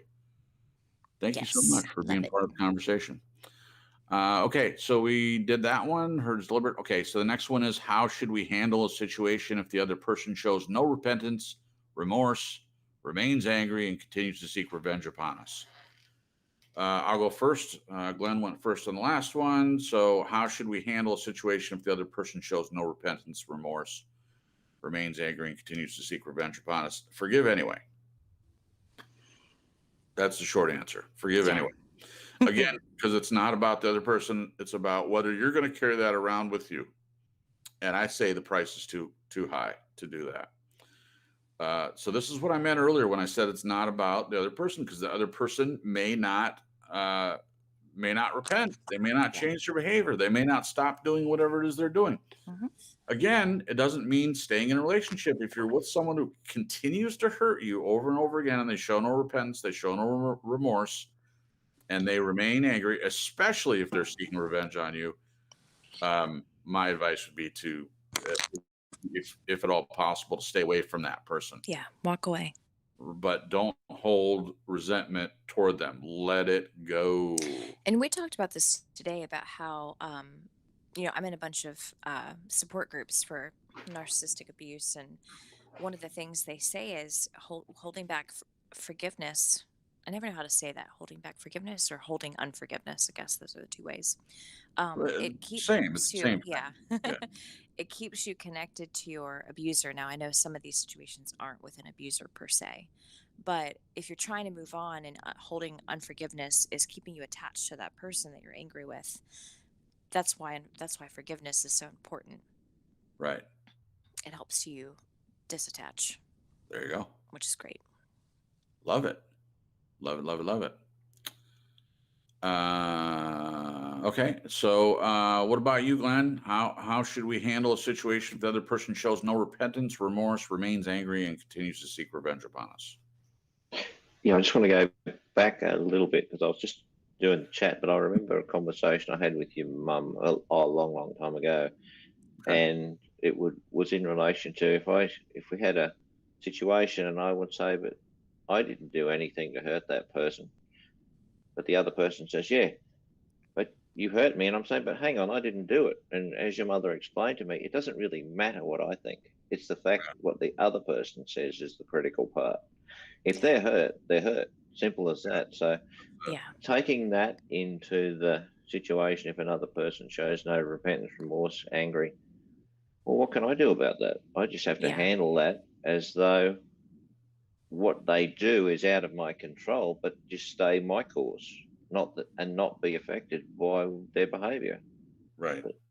So because in that situation, you're really doing forgiveness for you, because there's nothing that the other person is going to say to you that, in your words, validate you. Is there? Nothing. So you've just got to really put the person out of the equation and say, the forgiveness is for me, like we had in the previous questions. So, and just accept the fact that, okay, I've done my best. I can't do any more. The olive branch has been shown, but I can't force someone to take it. And don't kick yourself in the head because of it. Love it. And I just want to add a side note to this. That was great, Glenn. Something you had mentioned reminded me of a talk that we've had before, the three of us, and Jason and I as well. How difficult it is to apologize to somebody who's hurt when your intentions weren't to hurt them. That's such a difficult thing sometimes. We've had a couple of bumps like that where we don't really agree with the other person. Go ahead. Hurt. Feel free to talk. Seriously, feel free to talk about one of the bumps. That's no problem. There was like one time it happened in Williamsburg before I moved to South Carolina, and I hadn't told my mom. My mom and I are pretty close, and we were kind of in a rocky place with our connection and friendship at that moment. My mom and I, because she really wanted me to take more time and be single before I got into another relationship. And I disagreed. And this was new for me, making decisions and choices for myself instead of relying on the opinions of my family and having them tell me what to do, which I had just gotten out of a 14-year marriage with a guy that was telling what to do all the time. Right. So I was Right. trying to establish some trust with myself, but Mhm. I hadn't told her yet that we were talking about me moving to South Carolina, Right. and in Right. passing, Jason just mentioned it to my mom, and I was horrified, and Yeah. I didn't say anything, and a little bit later I brought it up, and I was Yeah. really upset because Yeah. there were so many cans of worms open with my parents at that Yeah. point in time. I Mhm. just didn't want another one open. I was like, "Oh my gosh." And I knew Uh-huh. he didn't do it on purpose, but he didn't Yeah. agree that I was so upset. That's right. That's and, right. he got kind of upset. I did. Took a Um, drive. I took a drive and thought things out for a And while I there. was horrified again because, this is the guy that was just telling me, hey, if you're ever upset, we can talk. You can talk to Yeah. me about it. It doesn't matter if it's logical or if it makes any sense. Sure. Like, Sure. just bring it to the table and talk to me. And I That's was fair. like, what? That's fair. Are you sure about that? Yeah. And there was another time that, on the flip side, I went and got him Sundrop from the store, and I Yeah. didn't realize it was the first time I'd ever bought it for him, I think, and I didn't Right. realize they had 3 different Sundrops: one regular, one caffeine free, one diet, maybe one caffeine free and diet. And I came back and I was so proud of myself. I was like, "Look Yeah. what I got, babe! I got this for Yeah. you." And he just had this look on his face, like really Yeah. upset, and I was like, "What?" And Right. he said I got the wrong kind, and Yeah. then I didn't know how to respond, and I didn't Right. agree that he was upset because all I'm thinking is, well, I just went out of my way to get you this Yeah. thing, and it's the I thought that went back counts. to the And store. You went back to the store. I did get back to the store. Yeah. But just as a side note, it is really difficult. I think this is one of the hardest things when it comes to doing what we're talking about here, coming to the table and bringing feelings, because more times than not, you can bring your hurt feelings to the table with someone you love or care about, and they're not, instead of empathizing with you and putting themselves in your shoes, they're disagreeing because they're not you. They don't have the same personality, the Right. same feelings, the same hurts or past. So if they disagree with why you're hurt or that you're hurt at all, that can be very hurtful in itself. Yeah. Just Yeah. so empathizing and, putting yourself in the other person's shoes is really important. Um, Absolutely. and it not being about, well, if I apologize, that means I agree. Right. You can still be sorry that you hurt someone's feelings, even if you Yeah. didn't mean to do it. But Absolutely. so anyway, just quick side note. No, that was good. That was more on the side note. It fits into what we're talking about. And you told that story very well, and there wasn't anything I disagreed with. And you're right. I had told you up until that point, yeah, if if you get upset, we can talk about it. And I have always had an issue with this, and it is something I have worked on. I'm way better about it now. But what that did, that bump that Jen likes to call them bumps, and I agree, we've never had like what I would consider Knockdown, a drag out, fight. right, right. That hasn't happened. And some people think, oh, if you haven't had that, then you're not in a real relationship. Some people think that. I don't agree with that at all, but that's other people's opinion. But we had this bump, and I've always, because of the way I was brought up, and I was being blamed a lot of times for things I didn't do. I'm pretty defensive if someone's mad at me, and especially if I can't see why they're mad or disagree with it. So as I said earlier, it doesn't matter whether it was intentional or not. And I told her that. And then this was the first instance that I remember where it actually came up, and I could have dealt with it better, honestly. Uh, I didn't get mad, I didn't throw things, or, didn't do anything like that, but I left. And this brought another conversation. I mean, not for good. I just took a drive and I came back. I came back an hour and a half later, whatever it was, and she was still mad. So me going away I was didn't mad that fix you left. anything. It didn't do anything. I mean, I felt better because I had a chance to think about it, and we discussed it and we worked through it and all that. But it brought up something else for her, and she said, I would prefer, and I'm paraphrasing, babe, but she said, I would prefer that you didn't leave. I'd prefer that if we're in a bump, that you stick around and we talk about it. And I completely agreed.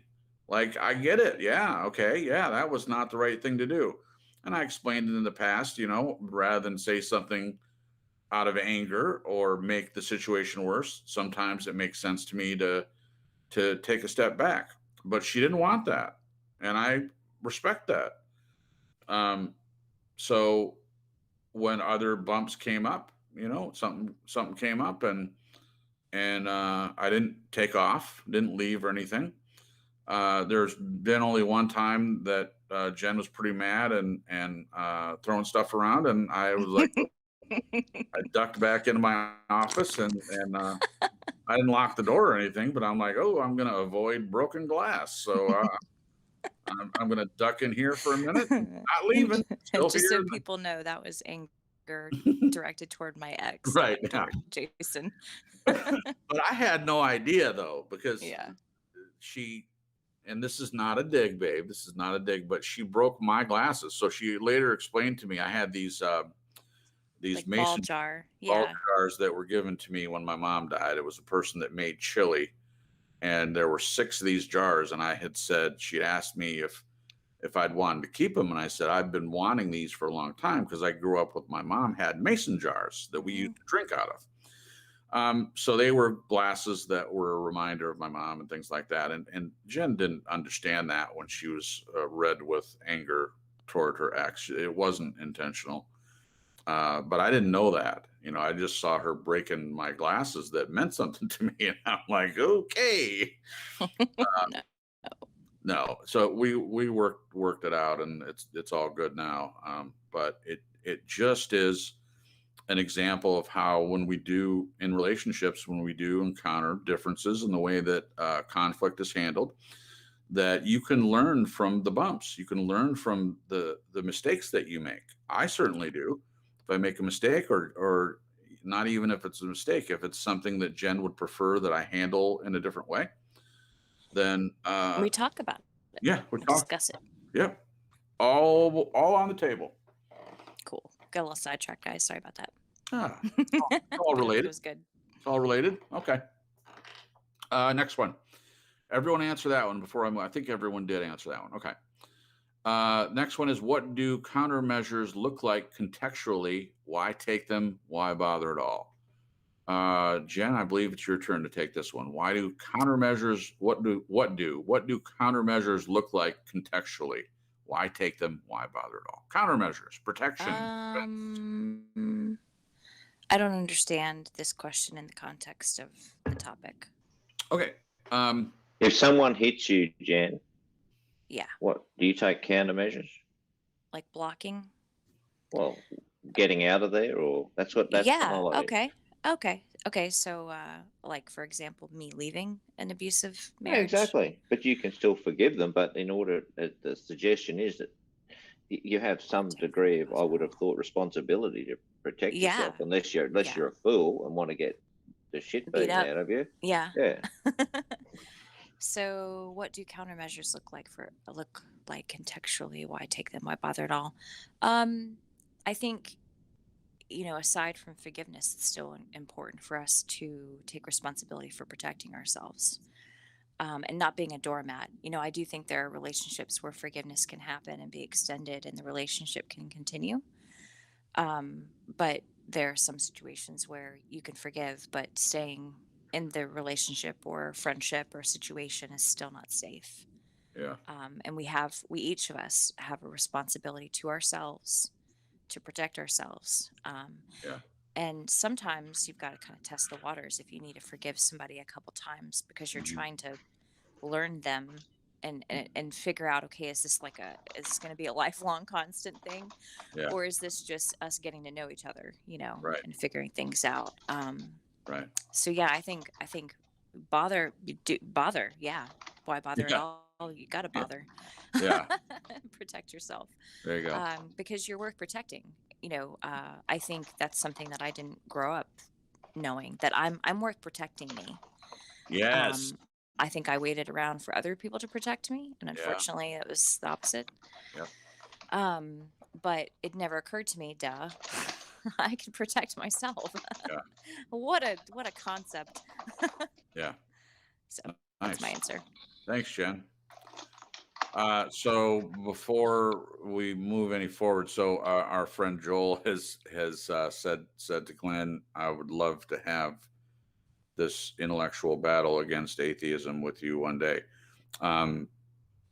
Yeah. So Joel loves to have conversations. I think probably he could have used a better word than battle, because Glenn's response was, I have no need to battle about it. It is what it is. I respect your view. I think he is talking about just having a conversation. Yeah. Yeah.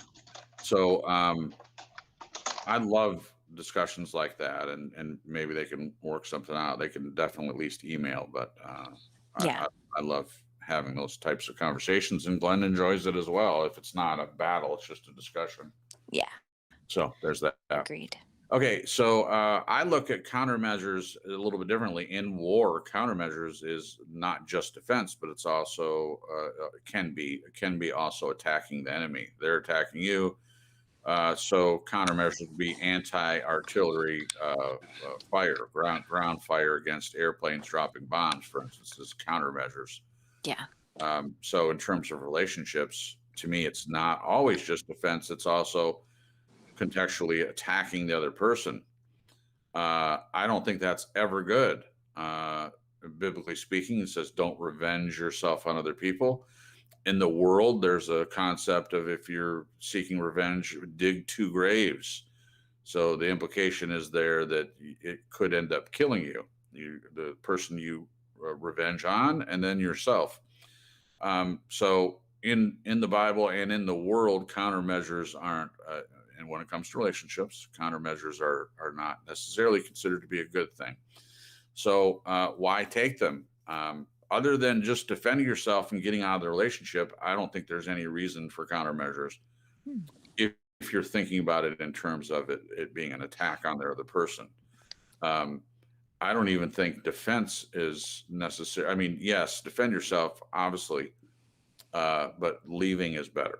I mean, that is the best defense if you're being abused, in my opinion, is to get out. If you can't get out, then yeah, do things to protect yourself, whatever that looks like for you. But in my opinion, why bother at all? I agree with that. Why bother at all? Why would you take them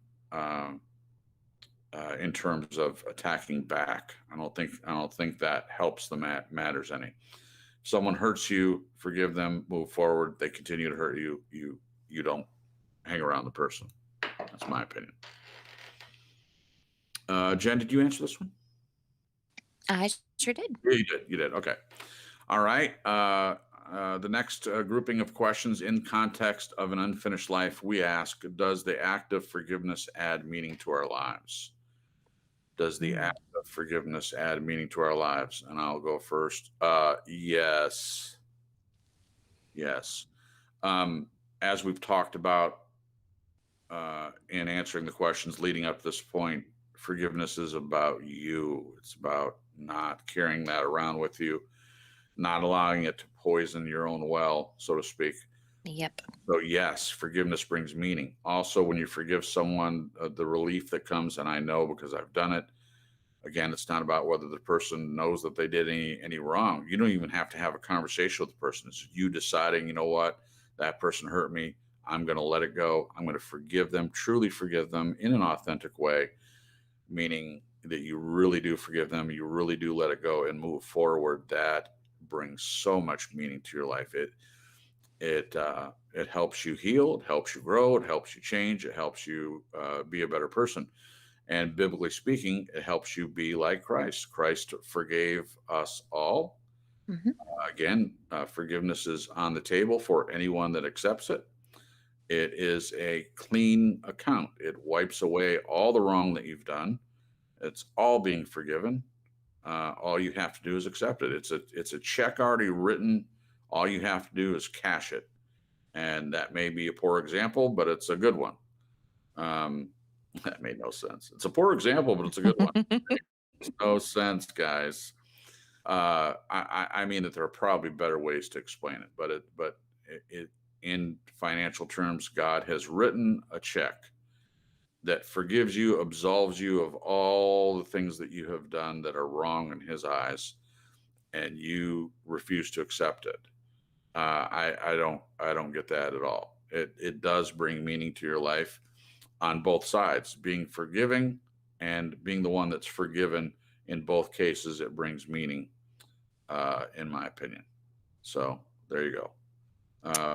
What do you think, Jen? Does the act of I can't answer that question any better than you did, so I'm oh, gonna say ditto. You said it beautifully. I'm just sharing your perspective. I completely agree. okay? Thank you, Yeah. Glenn. Glenn, does the act of forgiveness add meaning to our lives? What do you think? Yep, Yeah. I'd say so. I know after I went and did therapy, that was the first thing I did was I got on the phone and rang all the people. Not that there was a huge list, but a few of all the people I was carrying the angst and cleared it out. And I'll tell you what, it sure made a difference to my attitude. It was just like a huge weight just coming off, and just sort of being able to slink into the beanbag and say, "Hey, this is so much better than another life." So it Yes. certainly adds meaning, and it's just amazing in terms Yeah. of my being a forgiving person is important. Whether other people forgive me is up to them. Once again, I of course don't see this as a two-way street because people will act according to what they want to do, but it's important for me to do it, and Yeah. the effect is nothing short of profound. That's all I can say. Wonderful. Yeah. Thank Thank you, you. Glenn. Yep. How relevant is closure with the other person to your view of forgiveness? How relevant is closure with the other person to your view of forgiveness, Glenn? You called me short again. Sorry. I can go if you want. No, a I'm few good. minutes. I'm good. Don't care really. Okay. It Great. might make you feel a little bit better, but in the big picture, no. Once again, they have got to make their own decision as how they're going to behave, and I have to respect that. Right. I can't make anyone do something they don't want to, and nor would I try. Mhm. Thank Okay. you. Yeah. Jen, how relevant is closure with the other person to your view of forgiveness?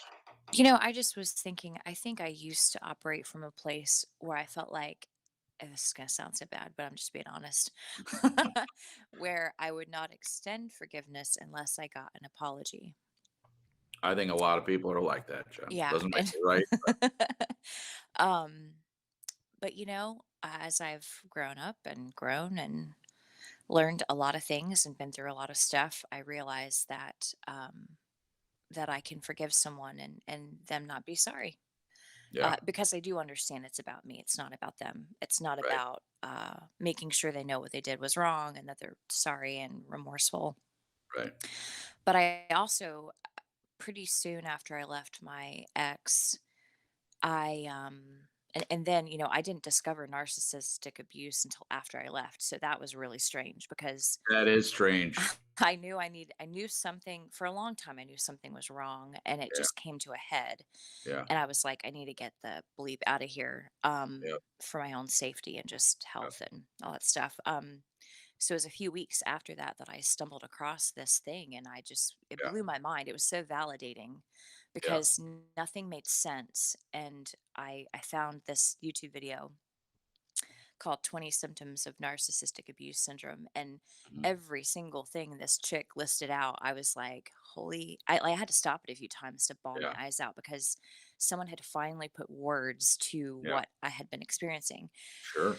Now, I did feel for a while, how can I move on? How can I become whole with this information? Because it hurt even more, like knowing what was going on and why it was happening, and who him having a personality disorder, and that a lot of it is on purpose. Some Mhm. of it's not, but in my opinion, but I felt like I needed to get closure, and I didn't understand or think, how can I get closure if I don't what's the word, if I don't gosh, I hate when I can't remember words. If I don't confront him and Right. say, I know you're a covert narcissist and I Right. see now what you were doing to me, Mhm. and you're just completely going off. Like, I felt like I needed to have that moment of going off Sure. before I could even forgive, you know what I mean? Like, Right. just to let him know, I know what you did. Yeah. And it took a while. It took a while to understand that I didn't, especially with a narcissist, you can't, it's just not smart Yeah. to do that. Right. But I'm sorry. I'm like, what was the question again? How relevant is closure with the other person to your view of That's what it forgiveness? was. Okay. You So you I were thought it on was the right very track. relevant. I thought Yeah. it was very, very relevant. But I'm realizing that, here I am waiting for someone else to shut the door for me when I have the power to shut the door. Wow. And forgiving them, forgiving him and the people in my past it's it's so freeing. It's freeing to know I have the control to shut the door. I don't have to wait for them to or give them permission or whatever, you know what I mean? Right. So I used to think it was more relevant to have closure, but realizing that I can create the closure, and forgiveness is a huge part of that. That was a big deal for me. Beautiful. Thank you, Jen. Yeah, you're welcome. I too used to feel like it was very irrelevant when I was younger, and I like the way you described it, Jen. You've grown, you've changed, you've matured. But I used to feel the same way. It used to be in my teens and 20s, early 20s. If someone hurt me, I was the guy that said, "Hey, you hurt me." You know? Ow! I would tell them. There was no guessing, no. Now I do remember sometimes like I wanted to tell them, but I wanted them to figure it out first. That was even more Yes. satisfying. You give them the cold shoulder a little bit, or you kind of Lay out the hints like yeah, detectives. clip. Kurt used that word for me recently. Kurt, I'm a little Yep. curt. And then, so if I'm curt with them, they're going to realize that I'm really, really upset about the hurt Yeah. that they dealt to me. And then they're going to just be on their knees, bowing and scraping before me. And then I'm just going to feel great. And then I can forgive them. I can Yep. I can put my ring out there. They can kiss my ring, and then it's going to all be better. That was I did that when I was younger. Now it means nothing. Okay, as I said earlier, it's better with both people. If both people are involved in the act of forgiveness, and I explained that, it is better if there's closure, in my opinion. But I'll agree with Glenn. It's not relevant. It's about you. It's about you not carrying that around with you. It's a horrible thing. It turns into bitterness, a root of bitterness and resentment, and it's not worth it. So, and then I would say what I said earlier. What do you do if the person's not alive anymore? How are you going to get closure with someone who's gone? You can't discuss it with them. You can't tell them that they're forgiven. I would say that there are ways to have that closure, but it all comes back to you closing the door. Like Jen said, I thought that was beautiful. Yeah. You have the power to close the door. You have the power to forgive. I don't care. Yeah. And you know what? If you withhold unforgiveness, gosh, I'm keep saying wrong. If you withhold forgiveness, that is you giving them the power to shut the door. Yeah. And sometimes people won't. And then it's just left wide open and it's drafty and it sucks and snow and rain and hail is coming in. Oh, geez. Nice. Okay. Everyone answered that one. The next one is, what is the relationship between truth and forgiveness? Now I'm going to ask Glenn first because I would like a little explanation. This is the only question in the grouping of questions, and I'm not sure what he's asking here. Usually I get it, but on this one, Glenn, I'll ask you first, and then you can maybe explain this a little better so that us pea-brain Americans can understand your Aussie intellect and wording. Well, at least you got one thing right about the pea brain. I set you up for that one, Glenn. Yeah, I know. You gave it to me. I have to appreciate it. Normally, you wouldn't. You got a free one. You must be feeling very magnanimous. Kiss my ring, Aussie. Ouch. I think. Hang on, guys. I've got to turn off the microphone so I can speak with Chris privately. Oh my gosh. Okay. Oh, Now I've totally lost the plot because I didn't realize you had such a sense of humor, but boy, I think there should be much more of it. Oh, awesome.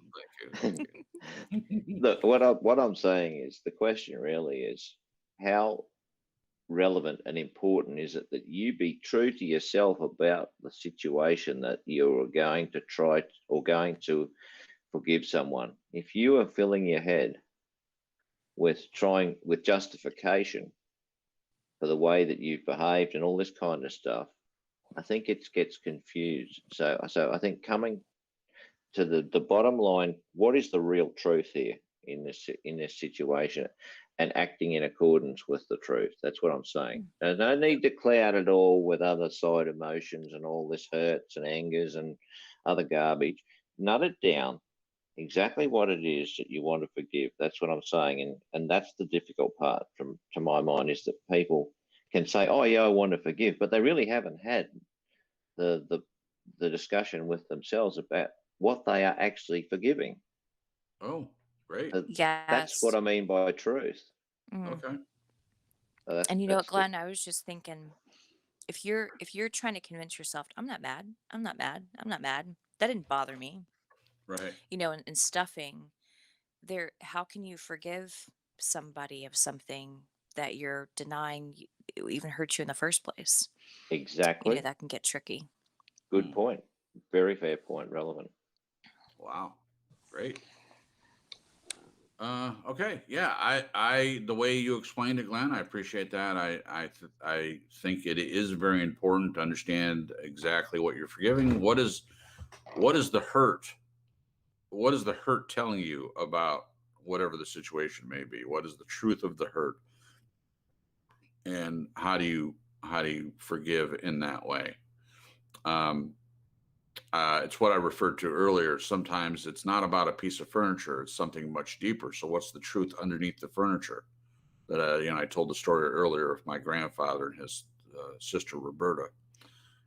Both are now passed on, and they'll never have an opportunity to get to the truth of that.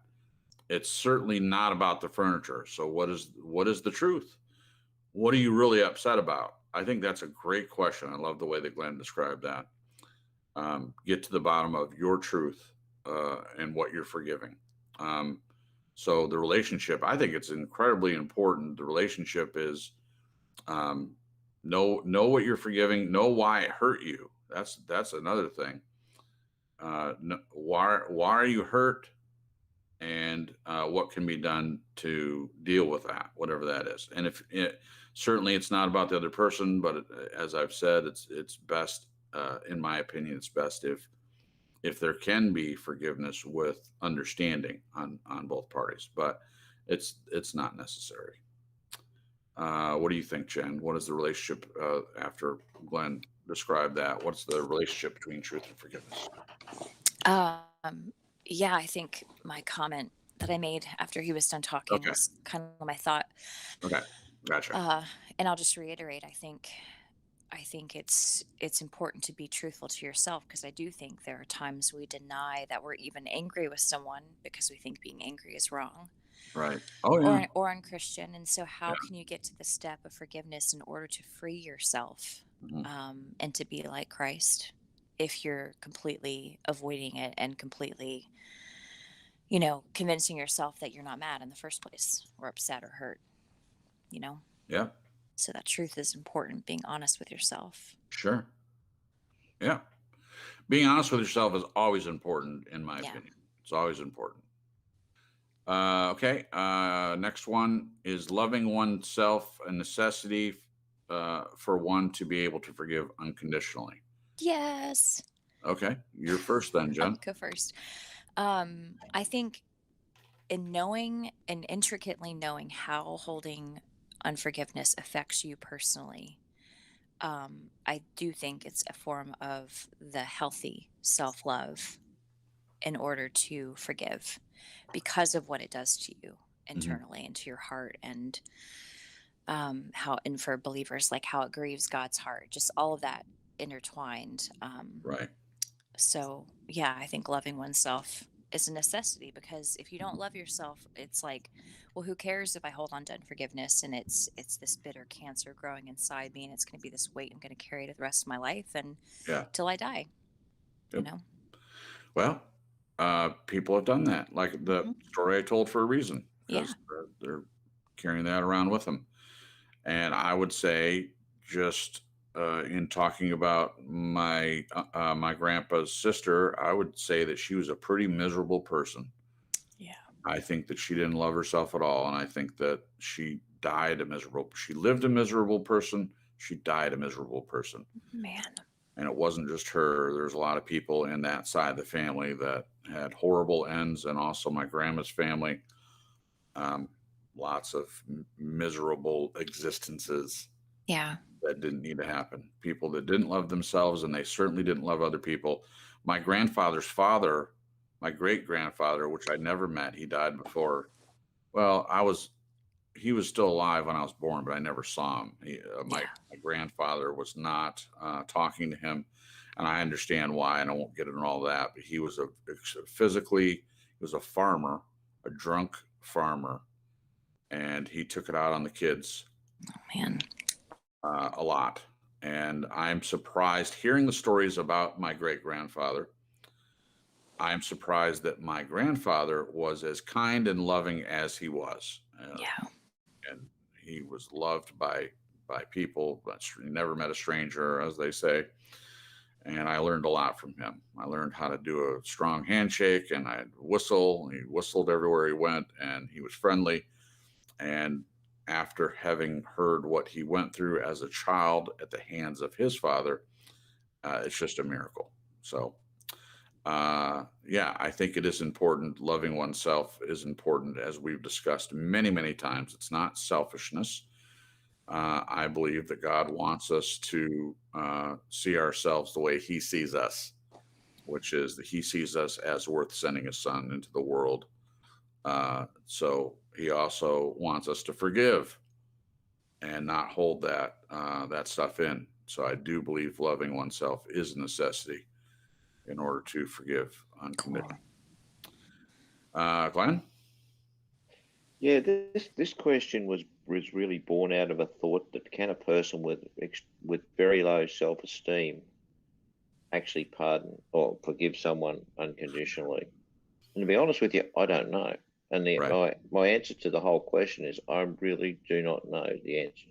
I don't have an answer that is a definitive one, because I'm finding it difficult to process it from the place of someone else Uh-huh. who may be in that low self-esteem place. If I said for myself, I would probably say, to anyone who can let their ego go, I think they have the platform, if you like, to forgive unconditionally. But I think if you retain your ego, I think that it's going to be a lot more difficult to Yeah. actually do it authentically. So I think it's giving up your power, essentially, is the necessity. And I would, and of course, part of that is loving yourself.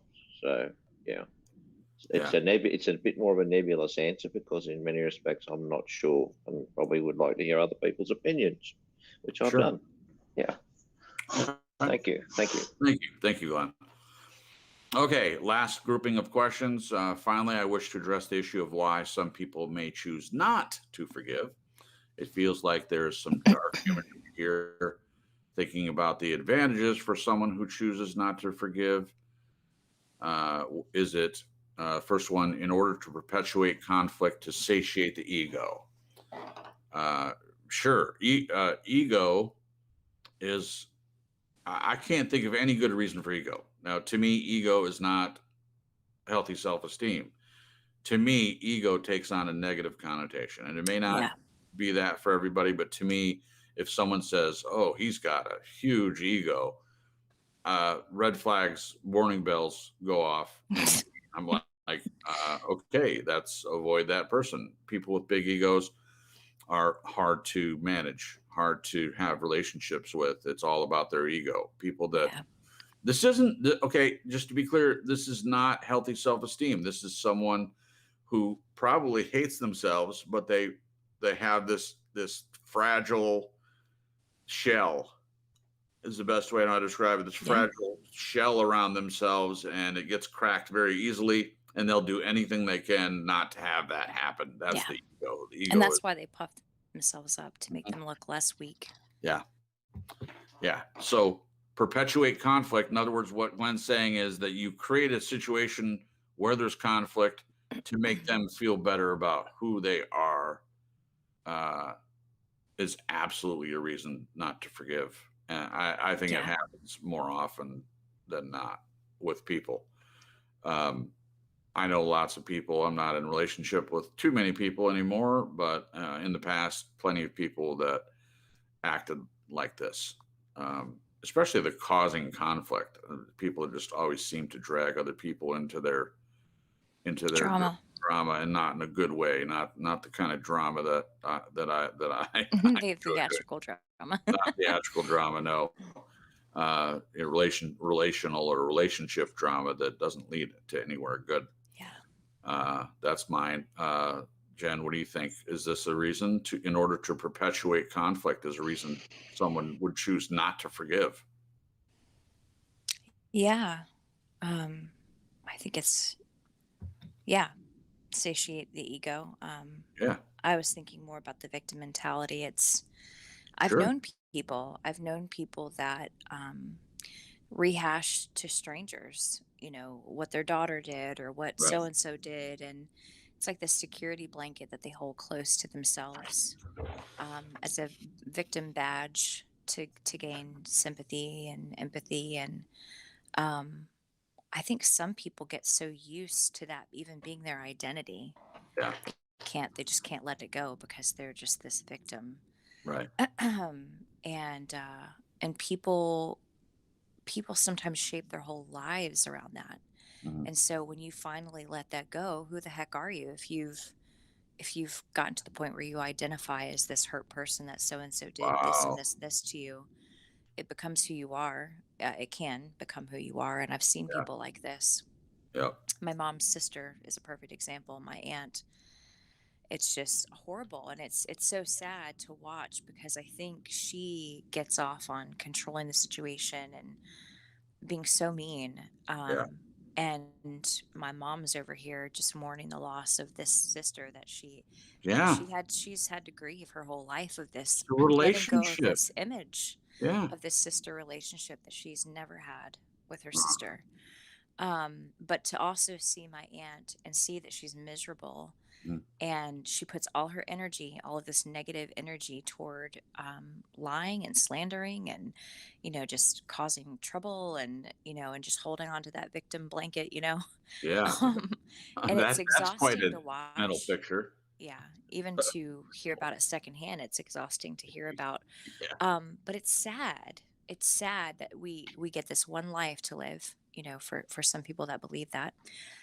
We get this one life to live and to squander it away with this bitterness and instead of joy and peace and love, it's just sad. It's really sad. So anyway, I kind of went off on a tangent, but that's kind of what I was.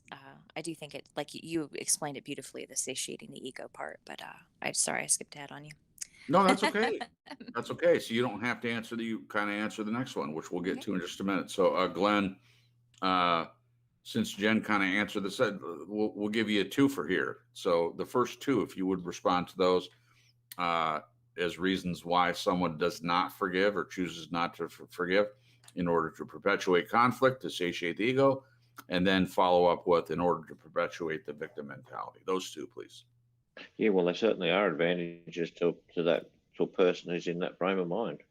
That's pretty, because I think Jen covered that perfectly. What have they got if they let it go? Emptiness. What's a lot of times I think it's people's reason, as I think you said, Jen, it's their reason for existence. Well, take that away. The truth probably is that they can't afford to forgive, because as Jen also said, then they have no identity at all. They're a nothing.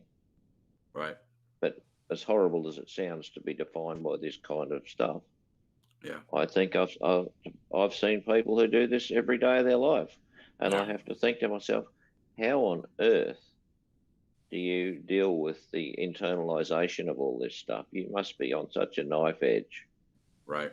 and Yeah. confused. I can't go there. It's outside my frame of reference. All I know is it feels very sad. Wow. Yeah. Yeah. Thanks. Thank you. Thank you, Glenn. Yeah. So in Glenn's answer, he mentioned Jen's answer a few times, and I know she's my wife, and she's obviously we're friends as well. But I just have to say publicly that watching Jen get to know herself more and more, and to answer these questions better and better, because when we first started True Story Life, she came in when we barely knew each other to fill in for Brenda, and you guys have heard us talk about that before. And she shared with me that she was a little bit nervous, and I said, you're great at this, and I feel like she always has been, but for her to understand that and to hear it in her answers are just wonderful and real thought provoking and things like that. And I just love seeing it. It's just Thanks, babe. an amazement and a wonder to observe. And then to have Glenn validate you, Jen, on your answers. Much to Instead of his, being like, "That's crap. I don't agree." yeah, I don't. Well, that's not what I Thanks for was trying to doing. do that, Glenn. I wasn't validating. No, but thank you, both of you, for your wonderful answers to all these questions. It's really a pleasure to be on this panel with each of you and to have these conversations. So thank you. So the first one, in order to perpetuate conflict, to satiate the ego, I think I responded to that one. The second one, I'll talk about a little bit longer, because I think that you nailed it, Jen, and then Glenn's comments were good as well. What else do they have? There are people that spend their whole lives being a victim again and again and again. And I may have mentioned this before on a broadcast, I believe, but my sister really, really doesn't like the victim mentality. And I think it's because she wants, somewhere deep inside, she wishes she could play the victim, but she doesn't. I think there's something unresolved, in my opinion, with her. But she really gets mad when people act like the victim. In fact, she had shared with me this book that was about people that have survived these horrible tragedies. People that, in my opinion, were actual victims of being kidnapped when they were children and held in the basement, and these horrible situations. And then they lived to tell about it. They got free somehow, and then they were part of this book. It was a collection of these types of stories. And my sister just loved that because they weren't playing the victim. They went through a bad situation, they got out of it, then they told the story. And so they kind of pulled themselves up by their own bootstraps, so to speak. And that's almost never true, in my opinion. Someone helped them. If they could have pulled themselves up by their own bootstraps, they wouldn't have been in some dude's basement, kidnapped as a child, and not get out till they're 18. You know what I'm saying? They didn't have the power to do that. Someone helped them. They were discovered and they were set free. What's my point, though? The point is, there are people that live in this victim mentality and they never get out of it. They cling to it, they hold on to it, and it's no way to live a life. It may be a way to survive. It may be a way to survive this difficult world that we live in, but it's not a way to live. As long as you consider and continually live as a victim, you're never going to have personal freedom. You're never going to be able to stand on your own. I'll give one more example. I would say, I know there are people out there that claim that the Holocaust never happened. I am not one of those people. I believe that it did happen. But when you talk pretty much the survivors of those death camps and hearing them all talk about it, I have not heard one Not a single one. And I've read a lot of these stories from survivors. Not one of them thinks of themselves as a victim. Not one. The stories are of how they survived and the heroism that they held on to some kind of hope to get them through these horrible things. And I just think that's interesting, that to go through a horrible thing, if anyone has a right to have a victim mentality, I would say it would be someone that went to the death camps. I would absolutely say that. But yet, in all the stories, I have not found a single one that would call themselves a victim. Maybe that's something to talk about more on another broadcast, but I just thought it worth mentioning that the people that have the victim mentality are usually not real victims. They're people that put this mantle on, and it's a defense, it's protection, and it's keeping them from truly surviving.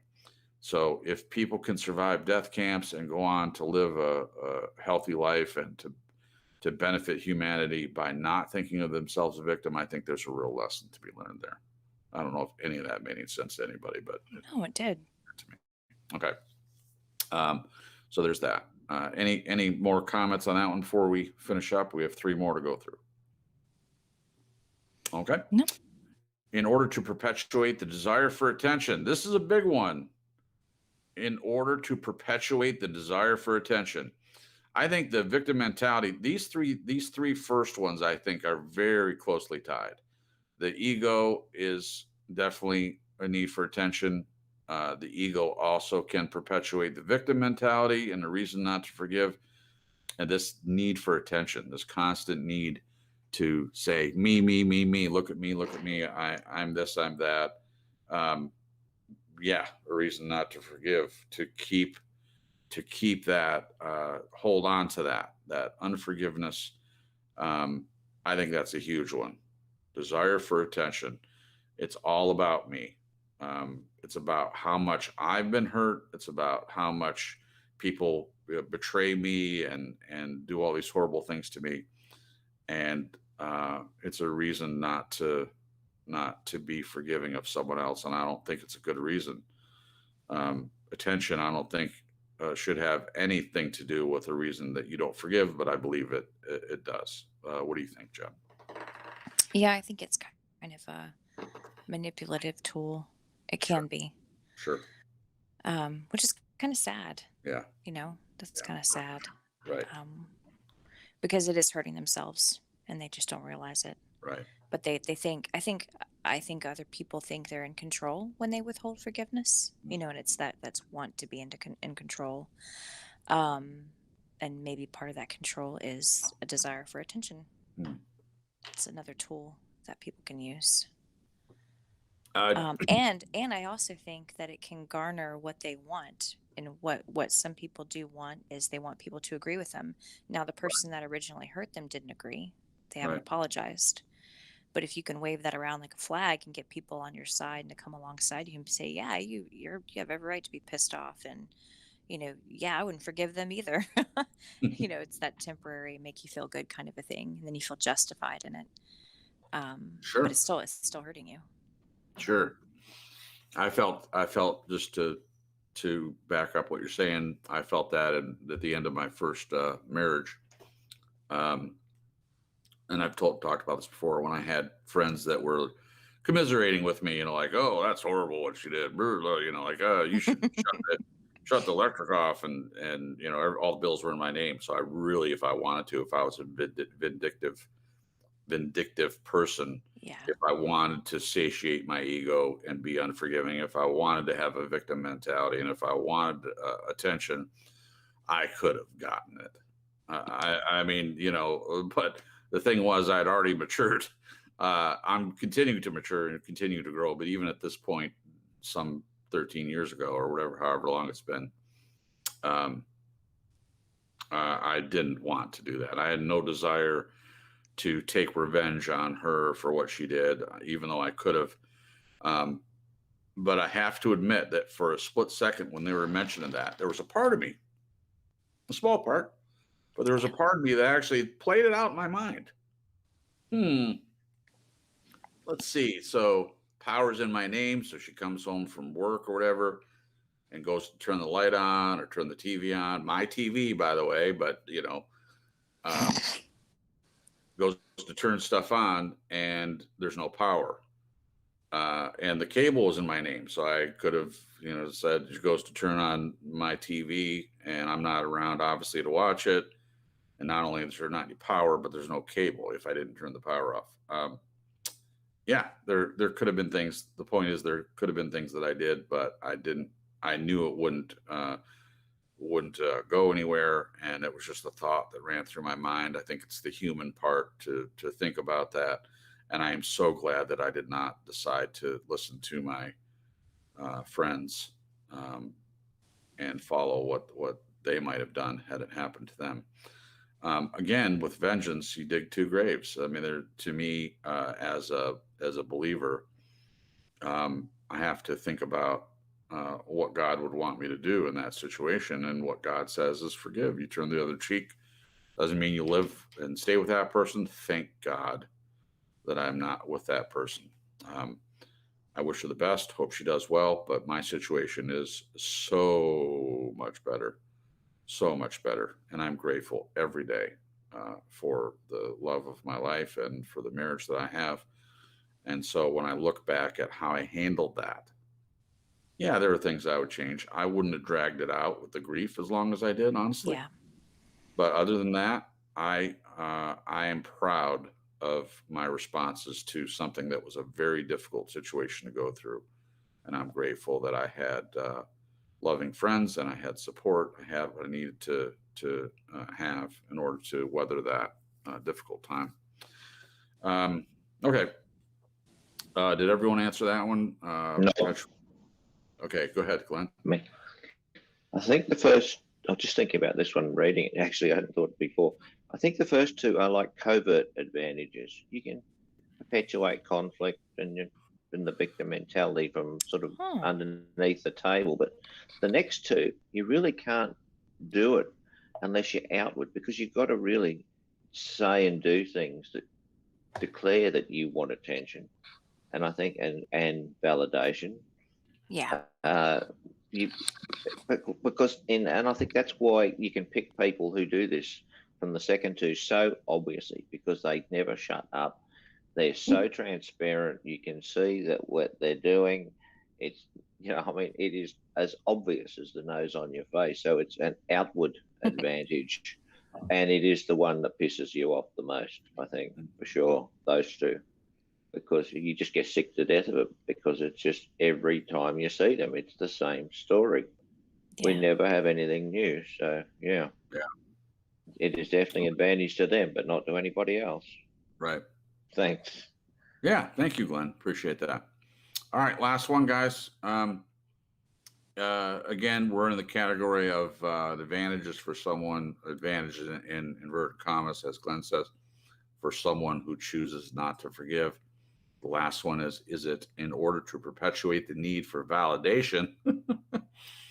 in order to perpetuate I'm laughing because Glenn doesn't like that American concept of validation. And I'll tell a story about that if we do have, well, it's almost 11:30, but in order to perpetuate the need for validation and be told you are in the right. That's not what validation is, Glenn. What? I think it can be. What? Whose side are you on? Am I not validating you? No, I'm not being validated by either of you. In fact, Glenn doesn't say anything, and you're like, it can be. You're right. It can be that you're in the right. Yes, it can be that. It doesn't have to. Validation doesn't have to be. Again, validation isn't agreeing with the other person. It's just simply saying it's understanding. Yeah, it's understanding the other person has feelings and needs and desires, and those have been affected in some way. But anyway, in order to we're talking about as a reason not to forgive in order to perpetuate the need for validation and to be told you are right. So I'll kind of breeze past the word validation and move to the other part, which is you are in the right. Yeah, that can be a reason not to forgive, because you cling to that I'm right. Yep. Sometimes the clinging to I'm right surpasses every other common sense Yeah. Even your re- own health and right yeah. reason that you should forgive. We we shouldn't be in this place of just being right. Honestly, the older I get, the more mature that I get, the more I grow, my need to be right becomes less and less and less. Yes. Yep. Look, I am not right about a lot of things. And I look back, and how do I know that? Well, because my feelings and attitudes towards a lot of things have changed. Yeah. My politics have changed. My idea of what politics even are have changed. My view of the world continues to morph and change and evolve. And I look back to that 20-year-old version of me, and I think, you thought you knew everything and you knew nothing. I really am saying that like I wish I could go back in time to my 20-something-year-old self and just say, slap him gently on the side of my face and say, dude, just get over it. Like seriously, you're going to cause a lot of problems for yourself by having this idea that you're right, or clinging to this idea that you're right about things and being arrogant. Yep.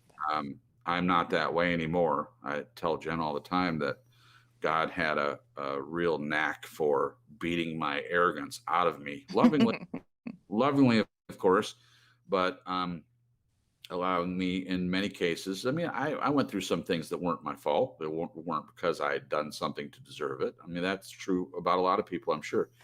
But there were situations I caused for myself, hoisting one up by their own petard, so to speak, which I think is a hilarious term. But basically, causing the situation for yourself was done because of this idea of I wanted to be right. I wanted to feel vindication is a better word for me than validation, but it's vindication, be vindicated, and the idea that I am right. That can be a reason not to forgive. It's not a good reason. Your being right shouldn't have anything to do with it. It's not about being right. It's about, are you a person that can forgive someone else for their wrongdoing? Are you mature enough? Are you capable enough to do that? Even if it's not about whether that's what grace is. Grace is not about whether the person deserves to be forgiven. Yep. That's not grace. Grace is they don't deserve to be forgiven. You forgive them anyway. That's what it is. Jen?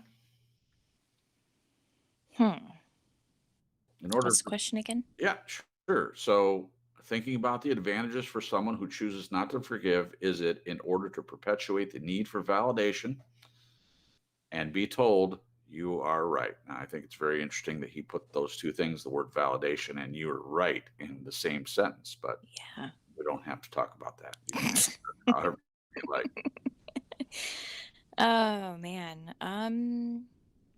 Yeah, I do think people do this. They want to be affirmed that they're in their right to they've earned it and they're in their right to withhold forgiveness. But that's all under the misconception, in my opinion, that not forgiving someone is hurting the other person. You know, it's such a tricky sticky wicket.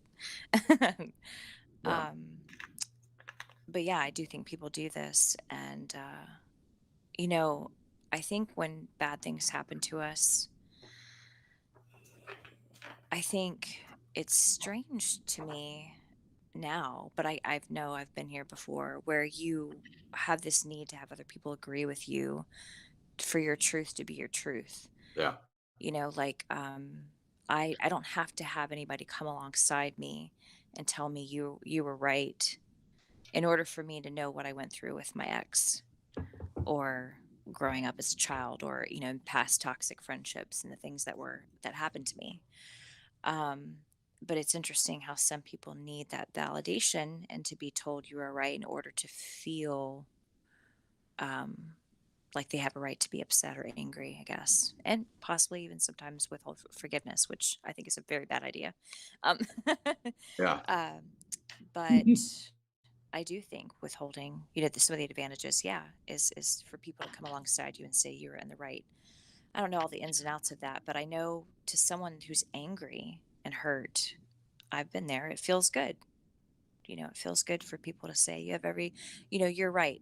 Because I mean, even now, like in healthy situations, when you're angry, you a lot of times come alongside me and say, not you are right per se, but you'll say, I can understand how this would make you feel that way.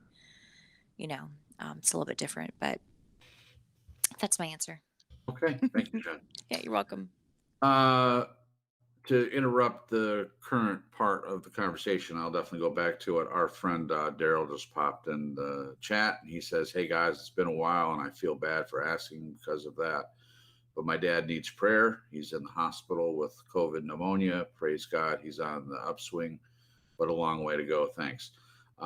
So everyone, please, everyone that believes in prayer and our prayers, please definitely do pray for Daryl's dad.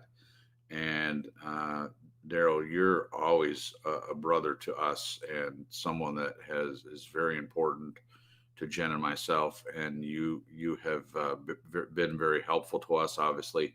Of course, we'd love to have you around, but you never have to be sorry for asking for prayer in any way, shape, or form. So I'm glad that you came in, because there are people in the chat that are definitely prayers, things like that. And we will spread it around on the prayer chain, so to speak. And Jen and I will also have your dad in our prayers, and for you, buddy. So thank you. And so we'll get back to the regularly scheduled program, but I just wanted to Yeah, mention thanks, that babe. for everybody. So thank you. So pray. I don't know what your dad's name is, but pray for Daryl's dad, Okay. if you would. So thank you.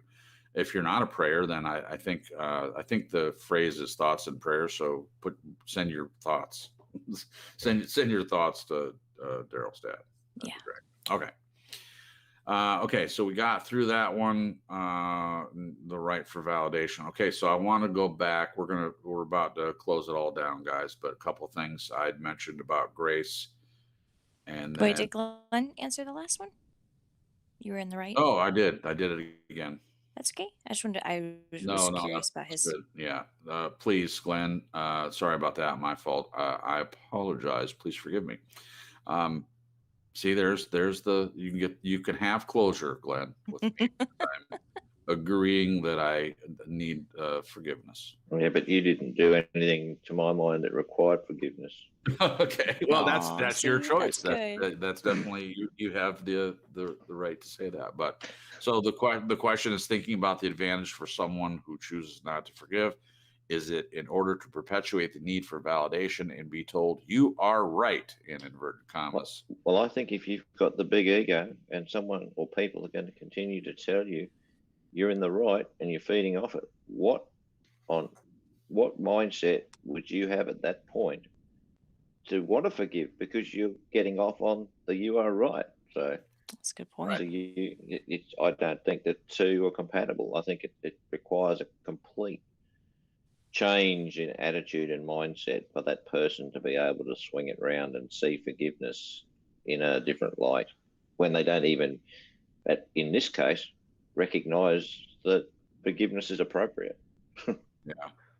It's just irrelevant, I would have thought, to the person who sees it like that. So Yeah. that's the short answer. Thanks. Yeah. Thank you, Glenn. So I just want to direct a couple of comments. Hendrik said up a little bit in the chat. He said, and this is a quote: "I only do things instructed in the Bible to be validated," and that's the end of the quote. And then it says, "Holier than thou, Christians' darkest thoughts." I thought that was pretty good. I only do things instructed in the Bible to be validated. Holier than thou, Christians' darkest thoughts. So there's that. And then I talked a little bit about grace, and then Hendrik says, amen. I absolutely love the concept of grace, giving favor to something or someone that is undeserving or has not merited it. And then Joel weighs in. More Than Flame says, yes, grace is when you get something you don't deserve. Mercy is when you don't get something you do deserve. So thank you, both of you, for those responses. I think that's very true, because I just simply mentioned in passing that grace is not deserving. You know, it's getting what Yeah. you don't deserve.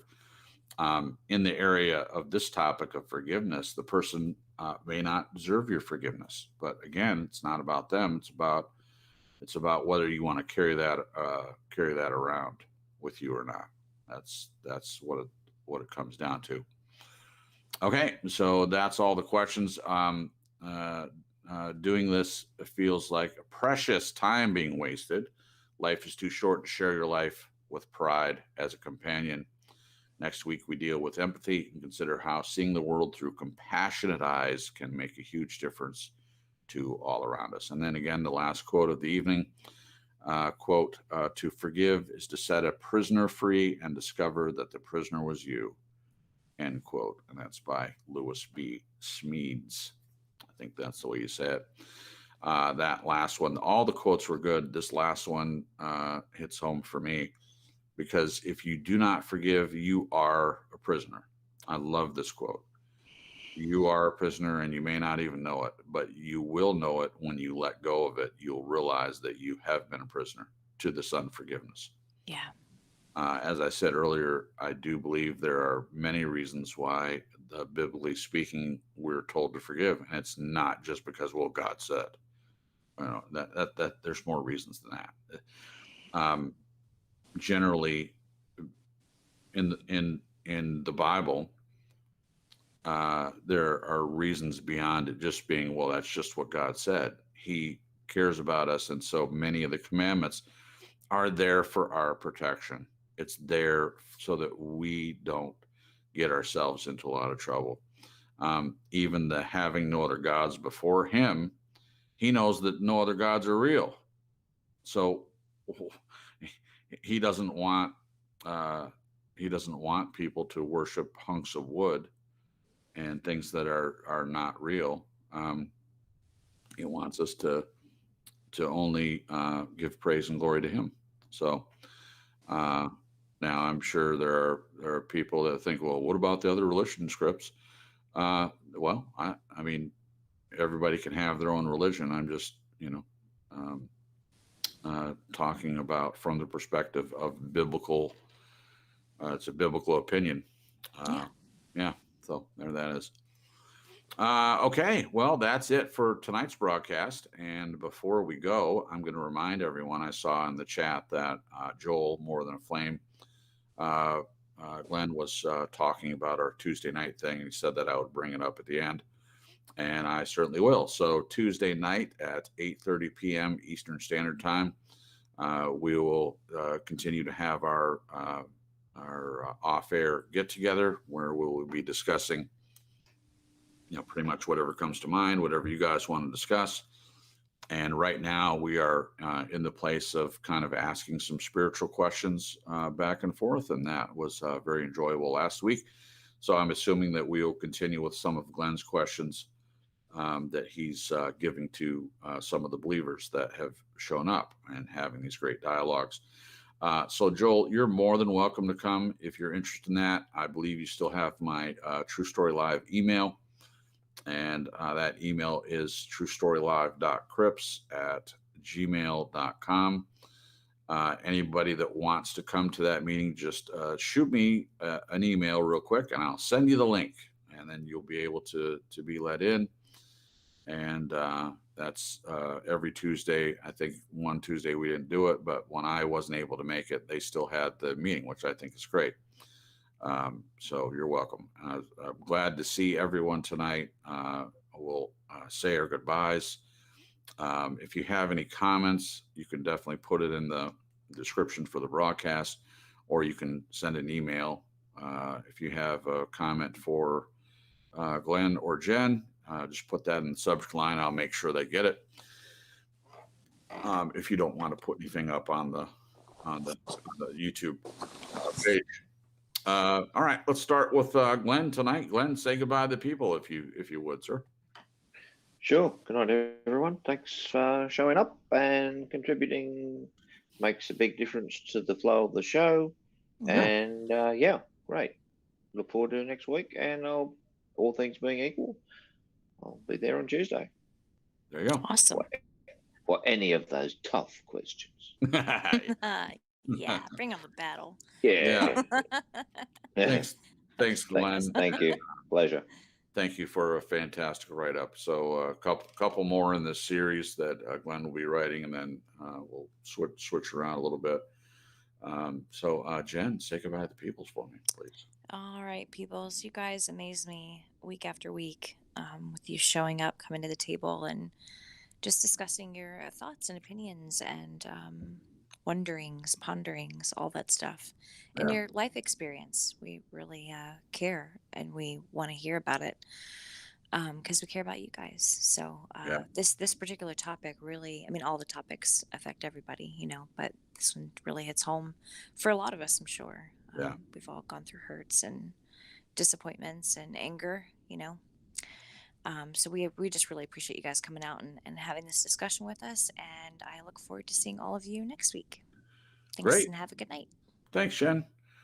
Had really good comments in the chat like we always do, but we had a really good group of people in the chat tonight, and saw some people we hadn't seen in a while. Hendrix and Daryl stopped by, and also the Nut House, our buddy Mike. So two things just really quickly. If, like I said earlier, if you haven't gone over to the Nut House, definitely give it a shot. Go over there and give him some eyeballs.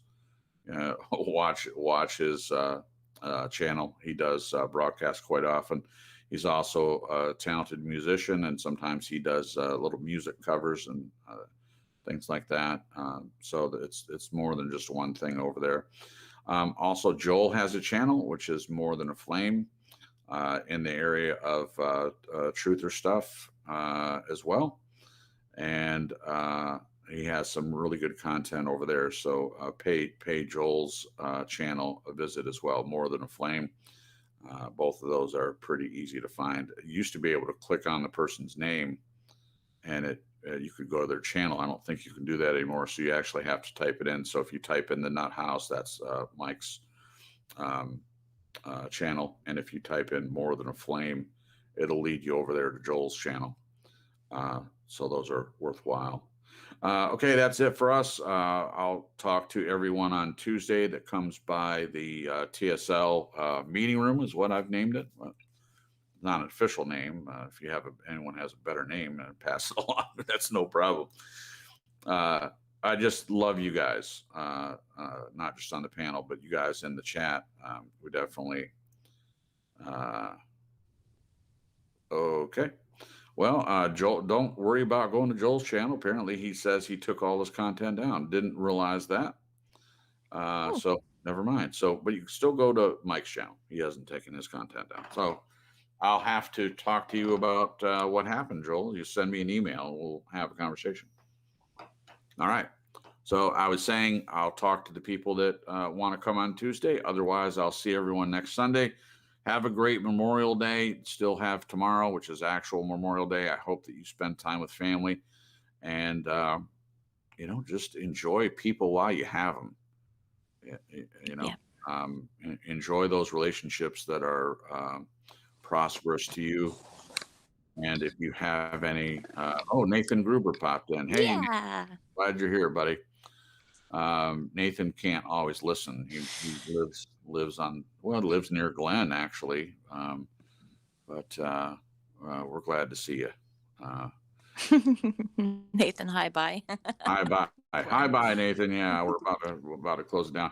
Oh, before we go, Jen, Nathan keeps talking about hearing your ukulele playing. So we're going to have to one night, like back in the old days where you kind of strum on your ukulele, at least in the background. So he's asked for that. There we go. Yeah, do a little. Take Take us out, Jen. Take us out. No. What do you mean, no? There you go. Come on. You're an excellent ukuleleist. Maybe next time. I don't want to make Glenn's ears bleed.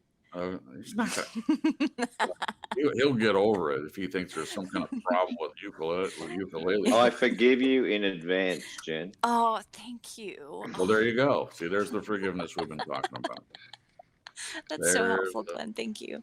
Yeah. I forgive you first. It was me first. There you go. That happened.